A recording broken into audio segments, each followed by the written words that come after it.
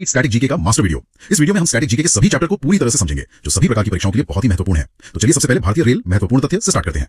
जब हम दुनिया में रेलवे की बात करते हैं तो एक नाम हमेशा सामने आता है, जॉर्ज स्टीफनसन। उन्हें रेलवे का पितामह कहा जाता है, लेकिन भारत में इस विशाल नेटवर्क की नींव रखने का श्रेय लॉर्ड डलहौजी को जाता है। हाँ बिल्कुल, दुनिया की पहली रेल तो 27 सितंबर 1825 को इंग्लैंड में ही चल गई थी, स्टॉकटन से डार्लिंगटन के बीच। और भारत में यहाँ कब शुरुआत हुई? भारत को थोड़ा इंतजार करना पड़ा। वो ऐतिहासिक दिन था 16 अप्रैल 1853, जब पहली यात्री ट्रेन मुंबई के बोरी बंदर से ठाणे के लिए रवाना हुई। अच्छा, 1853 में। और उस ट्रेन का कुछ खास नाम भी था, है ना? जी, उसका नाम था ब्लैक ब्यूटी और उसने करीब 34 किलोमीटर की दूरी तय की थी। ये सब लॉर्ड डलहौजी के समय में ही हुआ। ब्लैक ब्यूटी, बड़ा दिलचस्प नाम है। लेकिन ये तो पैसेंजर ट्रेन थी। मैंने सुना इससे पहले मालगाड़ी भी चली थी। सही सुना है। 1837 में, मतलब यात्री ट्रेन से भी काफी पहले, एक मालगाड़ी चली थी। उसका नाम था रेड हिल रेलवे। और वो क्या करती थी? वो चेन्नई में रेड हिल से चिंताद्रिपेट पुल तक ग्रेनाइट पत्थर ले जाने के लिए इस्तेमाल होती थी। मतलब रेलवे का असली मकसद पहले सामान ढोना था। बिल्कुल। और जैसे जैसे नेटवर्क बढ़ा तो उसे चलाने के लिए नियमों की जरूरत पड़ी, इसीलिए 1890 में भारतीय रेलवे एक्ट पारित किया गया। और फिर रेलवे बोर्ड भी बना। हाँ, उसके कुछ साल बाद मार्च 1905 में वाइसराय कर्जन के समय में भारतीय रेलवे बोर्ड की स्थापना हुई। और आजादी के बाद तो इसका राष्ट्रीयकरण हो गया। जी, साल 1951 में, ताकि ये पूरे देश की संपत्ति बन सके। मैंने ये भी पढ़ा है कि पहले रेल बजट अलग से आता था। हाँ, एक्वर्ड समिति के सुझाव पर 1924-25 में ये शुरू हुआ था, पर 2017 में इसे फिर से आम बजट में शामिल कर लिया गया। तो ये तो हुई इतिहास की बात। अब जरा इसके आकार की बात करते हैं। ये नेटवर्क आखिर कितना बड़ा है? अगर हम पूरी दुनिया में देखें तो भारतीय रेल नेटवर्क अमेरिका, रूस और चीन के बाद चौथा सबसे बड़ा है। चौथा सबसे बड़ा? और एशिया में तो ये सबसे बड़ा रेलवे नेटवर्क है। इसका मुख्यालय नई दिल्ली में है। इतने बड़े नेटवर्क को संभालना तो आसान नहीं होता होगा ना? बिल्कुल नहीं, इसीलिए इसे 18 जोनों में बांटा गया है। 18 जोन? इसमें कोलकाता मेट्रो भी शामिल है? जी, कोलकाता मेट्रो को मिलाकर 18 जोन है। और सबसे नया, मतलब 18वां जोन दक्षिण तटीय रेलवे है, जो 2019 में बना। और इन जोन्स में सबसे बड़ा कौन सा है? सबसे बड़ा है उत्तर रेलवे, लगभग 6807 किलोमीटर का ट्रैक है इसका। और सबसे छोटा है उत्तर पूर्वी रेलवे। मतलब ये जोन्स भी अपने आप में बहुत बड़े हैं। हाँ, और इन जोन्स को भी आगे 70 मंडलों में बांटा गया है और कुल मिलाकर लगभग 8000 स्टेशन है। एक और बात, रेलवे के लोगों में जो तारे होते हैं वो कितने होते हैं? भारतीय रेलवे के प्रतीक में 17 तारे हैं। और रेलवे सबसे ज्यादा कमाई किससे करता है? यात्री टिकट से? नहीं, ये काम गलतफहमी है। रेलवे की आय का सबसे बड़ा स्रोत माल भाड़ा है, मतलब मालगाड़ियों से। अब कुछ खास ट्रेनों की बात करते हैं, जैसे देश की पहली बिजली वाली रेल। वो कब चली? 3 फरवरी 1925 को मुंबई में, मुंबई वीटी से कुर्ला हार्बर के बीच। और लंबी दूरी की पहली इलेक्ट्रिक ट्रेन? वो थी डेक्कन क्वीन, 1 जून 1930 को। और फिर जमीन के नीचे भी ट्रेनें चलने लगी, मतलब मेट्रो? हाँ, भारत में पहली मेट्रो 24 अक्टूबर 1984 को कलकत्ता में चली। कलकत्ता में? दिल्ली से भी पहले? जी, दिल्ली में तो दूसरी मेट्रो चली 24 दिसंबर 2002 को शाहजहां से 30 हजारी के बीच। और दक्षिण भारत में? दक्षिण भारत की पहली मेट्रो बेंगलुरु में 20 अक्टूबर 2011 को शुरू हुई, नमा मेट्रो के नाम से। और अभी हाल में जो एक बड़ी क्रांति आई है वो है इंजन रहित ट्रेन। आप वंदे भारत एक्सप्रेस की बात कर रही हैं। बिल्कुल, 15 फरवरी 2019 को दिल्ली से वाराणसी के बीच इसकी शुरुआत हुई। इससे पहले प्रीमियम ट्रेनों में राजधानी एक्सप्रेस का नाम सबसे ऊपर था। सही कहा। पहली राजधानी एक्सप्रेस 1 मार्च 1969 को नई दिल्ली और हावड़ा के बीच चली थी। और ये ट्रेन तो सिर्फ महिलाओं के लिए भी है? हाँ, मुंबई में चर्च गेट से बोरीवली तक। और क्या जानते हैं देश की पहली महिला रेल मंत्री कौन थी? ममता बनर्जी। और स्वतंत्र भारत के पहले रेल मंत्री थे जॉन मथाई। जी। और एक और तकनीकी बात, रेलवे में पहला कंप्यूटराइज्ड रिजर्वेशन सिस्टम 1986 में नई दिल्ली में शुरू हुआ। और तत्काल सेवा? तत्काल आरक्षण सेवा 20 दिसंबर 1997 को शुरू हुई थी। चलिए अब कुछ रिकॉर्ड्स की बात करते हैं। सबसे लंबा, सबसे बड़ा, सबसे तेज? जरूर। सबसे लंबी दूरी तय करने वाली ट्रेन है विवेक एक्सप्रेस। ये कहां से कहां तक जाती है? ये डिब्रूगढ़ से कन्याकुमारी तक जाती है, 4286 किलोमीटर का सफर। 4000 किलोमीटर से भी ज्यादा। और सबसे तेज? देश की सबसे तेज गति से चलने वाली रेलगाड़ी है वंदे भारत एक्सप्रेस, जिसकी स्पीड 180 किलोमीटर प्रति घंटा तक जा सकती है। और दुनिया की सबसे तेज? वो जापान की एसी मैग्लेव है, 603 किलोमीटर प्रति घंटा, मतलब अविश्वसनीय रफ्तार। ये तो हवाई जहाज जैसी स्पीड हो गई। अब आते हैं प्लेटफॉर्म पर। भारत का सबसे लंबा रेलवे प्लेटफॉर्म कहां है? ये खिताब अब कर्नाटक के हुबली में श्री सिद्धारूढ़ा रेलवे प्लेटफॉर्म के पास है। कितना लंबा है? ये 1.5 किलोमीटर लंबा है, 1.5 किलोमीटर। 1.5 किलोमीटर, मतलब एक छोर से दूसरा छोर दिखना भी मुश्किल होगा। हाँ, और अगर हम सबसे लंबी रेल सुरंग की बात करें तो वो है पीर पंजाल रेल सुरंग। ये जम्मू कश्मीर में है ना? जी, 11.2 किलोमीटर लंबी है, लेकिन दुनिया की सबसे लंबी सुरंग स्विट्जरलैंड में है, गॉथर्ड बेस टनल, जो 57 किलोमीटर लंबी है। अद्भुत। और सबसे बड़ा रेलवे यार्ड? वो है उत्तर प्रदेश में पंडित दीनदयाल उपाध्याय जंक्शन। और सबसे लंबी ट्रेन, मतलब जिसमें सबसे ज्यादा डिब्बे हों? वो है सुपर वासुकी। और सबसे लंबा रेल सड़क पुल? वो बोगीबिल पुल है, ब्रह्मपुत्र नदी पर, 4.9 किलोमीटर लंबा। ये असम और अरुणाचल प्रदेश को जोड़ता है। अच्छा, कुछ और अनोखे रिकॉर्ड्स भी हैं, जैसे सबसे लंबा नॉन स्टॉप सफर? हाँ, वो त्रिवेंद्र निजामुद्दीन राजधानी एक्सप्रेस का है, वडोदरा से कोटा के बीच 528 किलोमीटर बिना रुके। और इसके ठीक उलट सबसे ज्यादा स्टेशनों पर कौन सी ट्रेन रुकती है? वो है हावड़ा अमृतसर एक्सप्रेस, पूरे 115 स्टेशनों पर रुकती है। 115 स्टॉप, और स्टेशनों के नाम भी तो बड़े दिलचस्प हैं। बिल्कुल, सबसे लंबा नाम वाला स्टेशन है आंध्र प्रदेश में वेंकट नरसिंह राजू वारीपेट। ये तो एक बार में बोलना भी मुश्किल है। और सबसे छोटे नाम वाले भी हैं, उड़ीसा में इब यानी आईबी और गुजरात में ओड यानी ओडी। बस 2 अक्षर। चलिए अब कुछ और विविध तथ्यों पर नजर डालते हैं। भारतीय रेल का मूल मंत्र है सुरक्षा, संरक्षा एवं समय पालन। और इसका एक शुभंकर भी है ना? जी, भोलू नाम का हाथी। ट्रेन का हिंदी नाम भी तो है, लौह पथगामिनी। सही। और रेलवे सुरक्षा बल यानी आरपीएफ का आदर्श वाक्य है यशो लभस्व। और कोई भी मदद के लिए हेल्पलाइन नंबर? 139। और पहली महिला रेलवे ड्राइवर कौन थी? सुरेखा यादव। और पहली महिला डीजल रेल इंजन ड्राइवर थी सुश्री मुमताज काजीवाला। एक और बहुत पुराना इंजन है फेरी क्वीन। हाँ, वो देश का सबसे पुराना कोयले से चलने वाला इंजन है। और एक स्टेशन ऐसा भी है जो 2 राज्यों में आता है। जी, नवापुर रेलवे स्टेशन। उसका आधा हिस्सा महाराष्ट्र में है और आधा गुजरात में। आखिर में उन जगहों की बात करते हैं जहां ये ट्रेनें और इनके पुर्जे बनते हैं। जरूर। तो देखिए, railway staff college Vadodara Gujarat में है। और इंजीनियरिंग संस्थान? सिविल इंजीनियरिंग संस्थान पुणे में है। और इलेक्ट्रिकल इंजीनियरिंग संस्थान नासिक में। और जहां डिब्बे बनते हैं वो जगह? इंटीग्रल कोच फैक्ट्री, जहां वंदे भारत जैसी ट्रेनें बनती हैं, वो पेरमपुर चेन्नई में है। और rail coach factory Kapurthala Punjab में है। डीजल इंजन वाराणसी में बनते हैं। और पहिए? Wheel and axle plant Bengaluru में है। ये वो कारखाने हैं जो देश की जीवन रेखा को गति देते हैं। तो चलिए भारतीय नृत्य कलाओं पर इस चर्चा को शुरू करते हैं। सबसे पहले देखेंगे शास्त्रीय नृत्य। बिल्कुल, भारतीय शास्त्रीय नृत्यों का वर्णन भरत मुनि के नाट्य शास्त्र में मिलता है, जिसे पंचम वेद भी कहते हैं। जी हाँ, बिल्कुल। और देखिए, संगीत नाटक अकादमी के अनुसार भारत में कुल 8 शास्त्रीय नृत्य हैं। वैसे छऊ को एक अर्ध शास्त्रीय नृत्य का दर्जा दिया गया है। अच्छा, तो ये 8 नृत्य हैं भरतनाट्यम, कथकली, कथक, कुचिपुड़ी, मोहिनीअट्टम, मणिपुरी, सत्रिया और ओडिसी। चलिए एक एक करके इन्हें समझते हैं। शुरुआत भरतनाट्यम से करते हैं, तमिलनाडु से। भरतनाट्यम को सबसे प्राचीन शास्त्रीय नृत्य माना जाता है। इसका पुराना नाम सादिर था। सादिर। और इसे दासियट्टम और अग्नि नृत्य भी कहते हैं। जी, क्योंकि ये मंदिरों को समर्पित नृत्य था। इसकी प्रस्तुति का आरंभ अलारीपु से होता है और अंत थिल्लाना पर। और इसमें जो वाद्य यंत्र हैं वो है मृदंगम, बांसुरी और वीणा। सही। इसके प्रमुख कलाकारों में यामिनी कृष्णमूर्ति, रुक्मिणी देवी अरुणडेल, लीला सैमसन, ये सब बड़े नाम हैं। सोनल मानसिंह और मृणालिनी साराभाई भी। जी हाँ, अब बात करते हैं ओडिसी की। ओडिशा का नृत्य। ये नृत्य भगवान कृष्ण से संबंधित है और त्रिभंग मुद्रा में किया जाता है।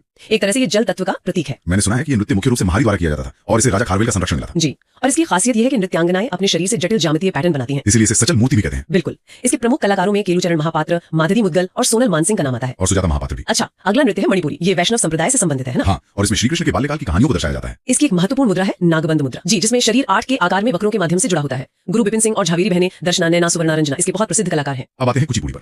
यह है आंध्र प्रदेश का नृत्य। इसका आधार भागवत पुराण की कहानियां हैं और नर्तकों को भागवत हालू कहा जाता है। और सिद्धेंद्र योगी को कुचिपुड़ी का आदि गुरु माना जाता है। हाँ, इसमें कुछ बहुत लोकप्रिय एकल तत्व भी हैं, जैसे तरंगम। तरंगम ये वही है जिसमें नर्तक पीतल की तश्तरी के किनारे पर पांव रखकर नाचता है। जी, और सिर पर जलपात्र भी संतुलित करता है। कमाल है। एक और है जलचित्र नृत्यम। इसमें कलाकार अपने पैर के अंगूठों से सतह पर चित्र बनाते हैं। वाह।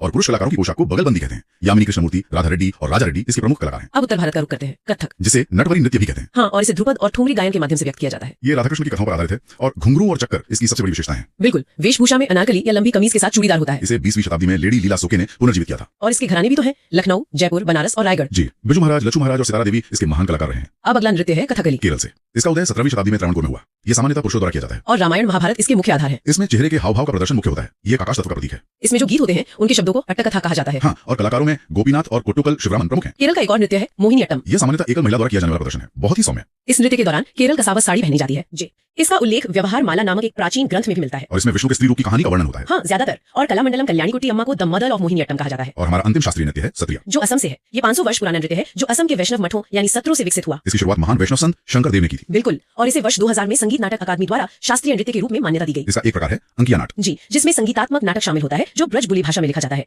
गुरु जतिन गोस्वामी और प्रभात शर्मा इसके प्रमुख कलाकारों में से हैं। तो ये तो थे शास्त्रीय नृत्य। अब नजर डालते हैं भारत के विभिन्न राज्यों के कुछ प्रमुख लोक नृत्यों पर। चलिए शुरू करते हैं। आंध्र प्रदेश, बुट्टा बोमोलू, लंबाडी, कोलाटम, छड़ी, घंटा मर्दाला, बोनालू, डांडिया और धिमसा। असम, बिहू, बागरुम्बा, अंकिया नाट, कानोई, खेल गोपाल, बिचुआ, नट पूजा। अरुणाचल प्रदेश, मुखौटा नृत्य, युद्ध नृत्य, बुइया, लायन एंड पिकॉक और वांचो डांस। बिहार, जटाजटिन, बिरहा, पनवारिया, विदेसिया, कजरी, झिझिया। छत्तीसगढ़, कर्मा, राउत नाच, गौरमाड़िया, पैंथी, पंडवानी, सुआ। गोवा, देखनी, फुगड़ी, शिगमो, धनगर, तरंगमेल, लैंप डांस। गुजरात, गरबा, डांडिया, टिप्पणी, पधार, भवई, रासलीला। हरियाणा, झूमर, फाग नृत्य, डफ, धमाल, गुग्गा, सांग, लूर नृत्य। हिमाचल प्रदेश, डांगी, दानव नृत्य, नाटी, झाली, चारबा, छपेली, डंडा नाच। झारखंड, फगुआ, मुंडारी, सरहुल, छऊ, पाइका, संथाली, घोड़ा नाच। कर्नाटक, यक्षगान, डोलुकुनीथा, वीरगासे, नागमंडला, बोलाकाट। केरल, थुलाल नृत्य, थ्याटू, वेलाकली, कुम्मी नृत्य, पतियानी, चक्यार, कुथू। मध्य प्रदेश, मटकी, राई नृत्य, जारवा नृत्य, लहंगी नृत्य, मांच, सैला, भगोरिया। महाराष्ट्र, लावणी, कोली, तमाशा, धंगरी गजा, पोवाड़ा नृत्य, लेजो नृत्य। मणिपुर, लाई हरोबा, थांगटा, पुंग चोलोम, नूपा नृत्य, थावल चौंगा। मेघालय, नोंगक्रेम, वांगला, लाहो नृत्य, बहदीन खलम। मिजोरम, चिराव नृत्य जिसे बांस नृत्य भी कहते हैं, जंगतालम, चेलम, क्वालम। नागालैंड, चौंग, रेंगमा, बांस नृत्य, आलू युट्टू, चांगाई नृत्य, ओडिशा, घुमरा, दलखाई, छऊ, बाघा नाच, गोटीपुआ, पाइका, रंगवती। उत्तर प्रदेश, रासलीला, नौटंकी, झूला, कजरी, ख्याल, मयूर, चरकुला, नटवरी। उत्तराखंड, छोलिया, हारूल, तांदी, चौंफूला, चांचरी, भूटिया। पश्चिम बंगाल, गंभीरा, छऊ, कीर्तन, काठी, लाठी, वृता नृत्य, संथाल नृत्य। पंजाब, भांगड़ा, गिद्दा, झूमर, किकली, जागो नृत्य, लुड्डी, धमाल। राजस्थान, कालबेलिया, घूमर, तेरा ताली, चरी नृत्य, कठपुतली, कच्ची घोड़ी, गणगौर। तमिलनाडु, कुम्मी, कोलट्टम, करगट्टम, पीकॉक डांस, ओइलट्टम, करागम नृत्य। सिक्किम, चूफाट, सिंघी छम, तामांग सेलो, रेचुंगमा। तेलंगाना, माथुरी, लंबाड़ी, दिमसा, दप्पू, गुसारी। त्रिपुरा, होजागिरी, गरिया, लेबांग, मोसाक सोमानी, संग्राई। लक्षद्वीप, लावा, परिचकली, कोलकाली। जम्मू और कश्मीर, हाफिजा, रोफ, दमहाल, हिकात, धूमल। लद्दाख, शोंडोल, शाउन, जबरो, ड्रकपा रचेस। दमन और दीव, मंडो, वर्दिगांव, वीरा, पुडुचेरी। गरडी। तो चलिए अब अगला चैप्टर देखते हैं, भारत के प्रमुख त्योहार, उत्सव एवं मेले। जी, हम ऐसा करते हैं, राज्यों के हिसाब से चलते हैं। शुरुआत दक्षिण भारत से करें। हाँ बिल्कुल। केरल से शुरू करते हैं। केरल में विशु, ओणम और त्रिशूरपुरम ये बहुत प्रसिद्ध हैं। जी, ओणम तो केरल का राजकीय उत्सव है। हाँ, और ये मलयालम कैलेंडर के पहले महीने चिंगम में होता है। बिल्कुल। और एक और है सबरीमाला मंदिर में मकर संक्रांति पर मकर विलक्कू महोत्सव, ये भी एक वार्षिक उत्सव है। अच्छा, अब तमिलनाडु की बात करते हैं। वहाँ तो पोंगल सबसे पहले आता है दिमाग में। पोंगल और जल्लीकट्टू भी। हाँ, जल्लीकट्टू और एक थाईपुसम त्योहार भी है। जी, थाईपुसम भगवान मुरुगन को समर्पित है। ठीक है, और आंध्र प्रदेश में? आंध्र प्रदेश में फ्लेमिंगो महोत्सव, ब्रह्मोत्सवम और उगादी। उगादी तो वहाँ का नया साल भी है। अच्छा, उगादी। तेलंगाना में भी कुछ खास है? हाँ, तेलंगाना में बोनालू और बथुकम्मा त्योहार मनाए जाते हैं। वाह। और कर्नाटक में? हम्पी महोत्सव और मैसूर दशहरा तो बहुत मशहूर है। हाँ, और कंबाला महोत्सव भी। कंबाला ये वही है जिसमें भैंसों की दौड़ होती है। जी बिल्कुल भाई। और यहीं पर कोडवा जनजाति एक क्यालपोद उत्सव भी मनाती है जिसमें वो हथियारों की पूजा करते हैं। हथियारों की पूजा? हाँ, ये तो काफी अलग है। जी। चलिए पश्चिम भारत की ओर देखते हैं। महाराष्ट्र में गुड़ी पड़वा और गणेश चतुर्थी। ये तो बहुत ही धूमधाम से मनाए जाते हैं। गुड़ी पड़वा तो महाराष्ट्र का नववर्ष है। इसमें कोई बांस की छड़ी होती है ना? हाँ, रेशम से लिपटी बांस की छड़ी होती है, जिसे फूलों की माला पहनाई जाती है। ठीक है, और गुजरात में? मोढेरा उत्सव और पतंग महोत्सव। और कच्छ का रण उत्सव भी। हाँ, वो तो बहुत बड़ा होता है। अच्छा, राजस्थान में गणगौर उत्सव है जो भगवान शिव और माँ पार्वती को समर्पित है। ये भी राजस्थान में ही लगते हैं। ठीक है। मध्य प्रदेश की बात करें तो मांडू उत्सव और तानसेन संगीत समारोह। ये दोनों ही बहुत खास है। और छत्तीसगढ़ में हरेली और बस्तर दशहरा, ये देवी दुर्गा को समर्पित है। सही है। हाँ, और छत्तीसगढ़ का एक मंडई महोत्सव भी है जो खास तौर आमतौर पर गौंड जनजाति मनाती है। ओके, आप चलते हैं पूर्वी भारत की तरफ। बिहार की छठ पूजा तो अब पूरे देश में प्रसिद्ध हो गई। हाँ, इसमें उगते और डूबते सूर्य की पूजा होती है, बहुत कठिन व्रत होता है। और झारखंड में सरहुल त्योहार है। जी, सरहुल को मुख्य रूप से मुंडा, उरांव और हो जनजातियां अपने नए साल के रूप में मनाती हैं। अच्छा, ओडिशा में छऊ, धनु यात्रा और कोणार्क महोत्सव। धनु यात्रा भगवान विष्णु के अवतार कृष्ण को समर्पित है। और पश्चिम बंगाल में तो दुर्गा पूजा ही सबसे बड़ा त्योहार है। बिल्कुल। अब उत्तर भारत की तरफ आते हैं। उत्तर प्रदेश में कुंभ महोत्सव और ताज महोत्सव। जी। उत्तराखंड में फूलदेई और हरेला त्योहार मनाए जाते हैं। हाँ, और पंजाब में बैसाखी और होला मोहल्ला। और हरियाणा में सूरजकुंड शिल्प मेला और पिंजौर हेरिटेज फेस्टिवल, ये दोनों प्रमुख हैं। चलिए, अब सबसे दिलचस्प जगह पूर्वोत्तर राज्यों की बात करते हैं। अरुणाचल प्रदेश में लोसार, सोलुंग और ड्रीम महोत्सव। हाँ, लोसार को तो तिब्बती नववर्ष के रूप में भी जाना जाता है। अच्छा। और इसे मुख्य रूप से मोनपा जनजाति मनाती है। और सोलुंग उत्सव? सोलुंग उत्सव अच्छी फसल के लिए आदि जनजाति मनाती है। ठीक। असम का सबसे प्रसिद्ध त्योहार तो बिहू है। हाँ, बिहू। इसके अलावा मीदम मिफी और बैशागु भी है। मीदम मिफी, ये कौन सी जनजाति मनाती है? ये अहोम जनजाति द्वारा मनाया जाता है और बिहू के दौरान लोग एक दूसरे को गमोसा देते हैं। गमोसा, वो हाथ से बुना हुआ खादी का गमछा होता है ना? जी बिल्कुल। अब नागालैंड का हॉर्नबिल फेस्टिवल, ये तो बहुत ही ज्यादा मशहूर है। हाँ, इसे त्योहारों का त्योहार कहा जाता है। त्योहारों का त्योहार, ये हर साल दिसंबर में होता है। जी, 1 से 10 दिसंबर तक। और यहीं की आओ जनजाति खेतों में बीज बोने के बाद मुआत्सू त्योहार मनाती है। मुआत्सू, ठीक है। अब मेघालय में वांगला और नोंगक्रिम। मेघालय का वांगला त्योहार तो 100 ढोल वाला त्योहार भी कहलाता है। 100 ढोल वाला त्योहार? हाँ, और इसे गारो जनजाति मनाती है। वाह। मणिपुर में याओसांग और संगाई और मिजोरम में चापचरकुट। जी, ये सब वहाँ के प्रमुख त्योहार हैं। और सिक्किम में लोसुंग और सागादावा। ये त्योहार सिक्किम में बौद्ध समुदाय मनाता है। और त्रिपुरा में खर्ची पूजा उत्सव मनाया जाता है। इसमें पृथ्वी और 14 अन्य वंश देवताओं की पूजा की जाती है। चलिए, अब भारत के प्रमुख मेलों को देखते हैं। हाँ, इसमें बिहार का सोनपुर मेला तो एशिया के सबसे बड़े मवेशी मेलों में से एक है। यहाँ हाथियों की बिक्री बहुत होती है, मैंने सुना। जी। और असम में गुवाहाटी के कामाख्या मंदिर में अंबुबाची मेला लगता है। अंबुबाची मेला, इसे पूर्व का महाकुंभ भी कहते हैं। बिल्कुल। गुजरात का चित्र विचित्र मेला, ये जनजातीय मेला है। हाँ, ये सबसे बड़ा जनजातीय मेला है जिसे मुख्य रूप से गरासिया और भील जनजातियां मनाती हैं। और राजस्थान में पुष्कर मेला और नागौर मेला। और हरियाणा का सूरजकुंड शिल्प मेला तो है ही। उत्तर प्रदेश में भी तो कई स्थानीय मेले लगते हैं। हाँ, जैसे देवा शरीफ मेला, नौचंदी मेला और ढाई घाट मेला। और कुंभ मेला, ये तो मतलब विश्व का सबसे बड़ा धार्मिक सम्मेलन है। जी, और ये 4 जगहों पर होता है, हरिद्वार, प्रयागराज, नासिक और उज्जैन। बारी बारी से 12 साल के अंतराल पर। हाँ, और हरिद्वार और प्रयागराज में हर 6 साल में अर्धकुंभ भी होता है। चलिए, अब भारत के जो नव वर्ष त्योहार हैं उन पर एक नजर डालते हैं। हाँ, महाराष्ट्र में गुड़ी पड़वा, पंजाब में बैसाखी, असम में बोहाग बिहू, पश्चिम बंगाल में पोइला बैसाख, और केरल में विशु, तमिलनाडु में पुथांडु है, कश्मीर में नवरे, और बिहार में जूड़ शीतल, और आंध्र प्रदेश, कर्नाटक और तेलंगाना, इन तीनों राज्यों में उगादी को ही नववर्ष के रूप में मनाते हैं। जी, इन तीनों में उगादी ही है। ठीक है। और अब आखिर में कुछ प्रमुख हिंदू त्योहार और उनकी तिथियों को भी देख लेते हैं। हाँ, जरूर। जैसे मकर संक्रांति पौष मास में होती है। और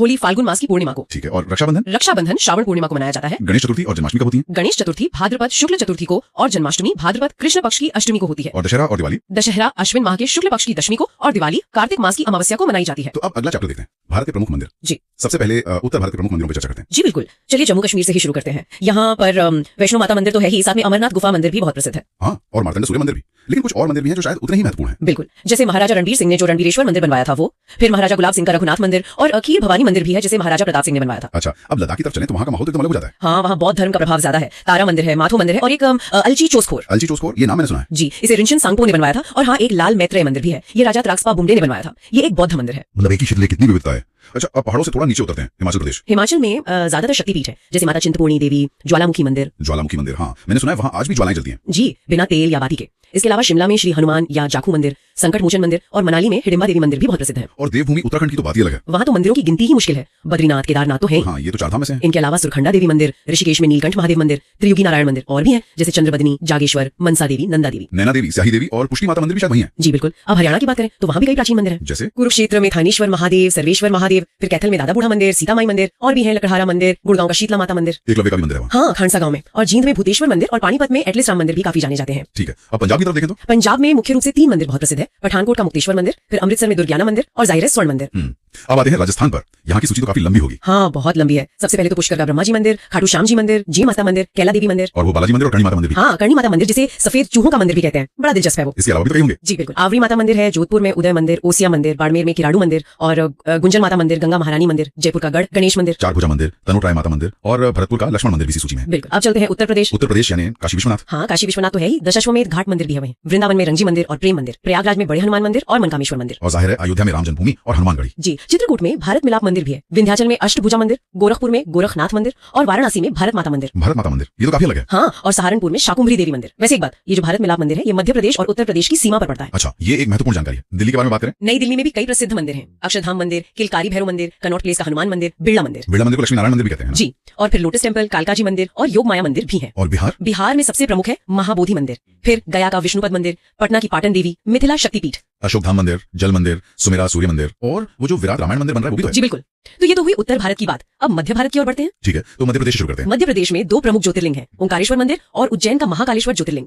ओरछा में चतुर्भुज मंदिर है। ग्वालियर का सास बहु मंदिर। सास बहु मंदिर, ये नाम बड़ा मजेदार है। असल में ये सहस्त्र बहु मंदिर था। खैर, जबलपुर में 64 योगी मंदिर, इंदौर में बड़ा गणेश मंदिर और अन्नपूर्णा मंदिर, और उज्जैन में काल भैरव मंदिर भी है। और खजुराहो का कंदरिया महादेव मंदिर तो भूल ही नहीं सकते। बिल्कुल नहीं। अब छत्तीसगढ़ की बात करें तो वहाँ दंतेश्वरी मंदिर, चंद्रहासिनी मंदिर, बंजारी माता मंदिर और माँ बमलेश्वरी देवी मंदिर प्रमुख है। भोरमदेव मंदिर और महामाया मंदिर भी शायद वही है। जी वही है। अब झारखंड की तरफ देखें तो देवघर का वैद्यनाथ मंदिर, ये एक ज्योतिर्लिंग है। फिर हरिहर धाम मंदिर, देवड़ी मंदिर, कौलेश्वरी मंदिर, नौलखा मंदिर, तपोवन मंदिर, हल्दी घाटी मंदिर और उग्र तारा मंदिर। बिल्कुल। अब थोड़ा पूर्व की ओर पश्चिम बंगाल, कोलकाता का कालीघाट काली मंदिर। हाँ, और मायापुर का टेम्पल ऑफ वैदिक प्लानेटेरियम, अग्नि मंदिर, बेलूर मठ और दक्षिणेश्वर काली मंदिर, ये सब बहुत प्रसिद्ध है। अच्छा, अब पश्चिम में गुजरात की तरफ चलते हैं। सोमनाथ मंदिर से शुरू करते हैं। जी, सोमनाथ मंदिर, फिर द्वारकाधीश मंदिर, अंबाजी मंदिर, रुक्मिणी देवी मंदिर, मोढेरा का सूर्य मंदिर और श्यामलाजी विष्णु मंदिर। मोढेरा का सूर्य मंदिर तो अपनी वास्तुकला के लिए बहुत मशहूर है। जी, जैसे ओडिशा का कोणार्क सूर्य मंदिर। हाँ, कोणार्क और पुरी का जगन्नाथ मंदिर, ये तो ओडिशा की पहचान है। बिल्कुल। इनके अलावा भुवनेश्वर का लिंगराज मंदिर, मुक्तेश्वर मंदिर और राजा रानी मंदिर भी देखने लायक है। अब आते हैं महाराष्ट्र पर। महाराष्ट्र में शिरडी का साईं बाबा मंदिर, कोल्हापुर का यमाई देवी मंदिर और मुंबई का सिद्धिविनायक मंदिर तो बहुत प्रसिद्ध है। कुछ ऐतिहासिक मंदिर भी तो हैं। हाँ, जैसे त्र्यंबकेश्वर मंदिर, जिसे नाना साहेब पेशवा ने बनवाया था, भीमाशंकर ज्योतिर्लिंग मंदिर, जिसका जीर्णोद्धार छत्रपति शिवाजी ने करवाया था, और कृष्णेश्वर मंदिर, उसे छत्रपति शिवाजी के दादाजी मालोजी राजे भोसले ने बनवाया था। अच्छा, और गोवा में? गोवा में मंगेशी मंदिर, सप्तकोटेश्वर मंदिर और कामाक्षी मंदिर है। ठीक है, तो अब हम दक्षिण भारत के मंदिरों पर आते हैं। बिल्कुल, दक्षिण भारत यानी भव्य मंदिर। तमिलनाडु से शुरू करते हैं। मदुरै का मीनाक्षी मंदिर, जो शिव पार्वती को समर्पित है। और वेल्लोर का श्रीपुरम गोल्डन टेम्पल। हाँ,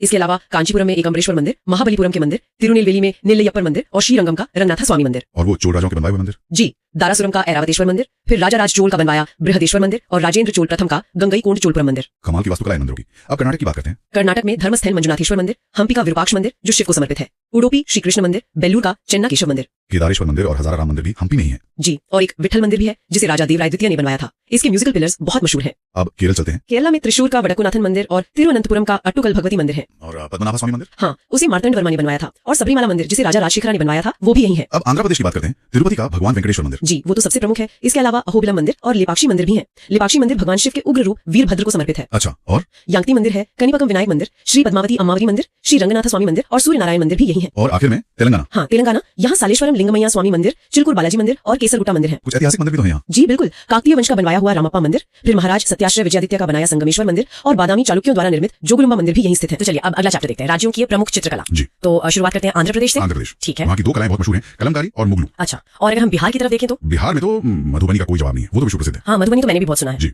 और मधुबनी के अलावा मंजूषा कला भी है। फिर झारखंड की बात करें तो वहाँ जादूपटिया और पेटकर है। जादूपटिया, ये नाम मैंने पहली बार सुना है। हाँ, ये एक जनजातीय कला है। अच्छा, आगे कर्नाटक में रंगवाली और मैसूर चित्रकला है। मैसूर चित्रकला, ये तो काफी शाही लगती होगी नाम से। बिल्कुल। और हिमाचल प्रदेश में तो क्या कहते हैं, कलाओं का खजाना है। जैसे पहाड़ी चित्रकला, गुलेर और कांगड़ा। कांगड़ा तो बहुत ही सुंदर होती है और एक अरूप शैली भी है। वाह। और कोलकाता की कालीघाट पेंटिंग बहुत मशहूर है। और लखनऊ का तो आप जानती हैं, चिकनकारी। बिल्कुल, चिकनकारी। अच्छा, अब मध्य प्रदेश की बात करते हैं। यहाँ भी बहुत विविधता है। जी, जैसे सुरैती, मूर्ते, तिलंगा और गोंड कला भी तो यहीं की है। हाँ, गोंड और बाघ दोनों ही बहुत महत्वपूर्ण है। ठीक है। और महाराष्ट्र में वारली और रंगोली। वारली तो आजकल बहुत लोकप्रिय हो रही है। सही बात है। अब ओडिशा की तरफ चलें तो वहाँ पट्टचित्र है। जी, पट्टचित्र और सौरा। और गुजरात में पिथौरा और अथिया। राजस्थान की कला तो अपने आप में एक अलग ही दुनिया है। बिल्कुल। वहाँ फड़ पेंटिंग, मंडाना, लघु चित्रकला और पिछवाई पेंटिंग भी है। जी, पिछवाई पेंटिंग जो श्रीनाथ जी के मंदिरों में होती है। और तमिलनाडु में कोल्लम और तंजौर। और पंजाब का तो एक ही नाम है, फुलकारी। हाँ, फुलकारी। अच्छा, अब तेलंगाना की बात करते हैं। तेलंगाना में चेरियल और निर्मल पेंटिंग्स हैं। और पश्चिम बंगाल में अल्पना है जो रंगोली जैसी होती है। और पटुआ कला, ये दिलचस्प है। जी, और केरल में है कलमाजटू, इसे काल में जो भी कहते हैं। अच्छा, और उत्तराखंड में एपण और उत्तर प्रदेश में चौकपूर्णा या जिसे सोन रखना भी कहते हैं। वाह, इतनी सारी कलाएं। हाँ, और एक विशेष जानकारी देना चाहूंगा तंजौर पेंटिंग के बारे में। बताइए। ये जो तंजौर पेंटिंग है, इसमें शुद्ध सोने और कीमती पत्थरों का इस्तेमाल होता है सजावट के लिए। असली सोने का? जी बिल्कुल। और इसमें ज्यादातर हिंदू देवताओं, विशेषकर भगवान श्री कृष्ण को दर्शाया जाता है। ये तो वाकई बहुत खास बात है।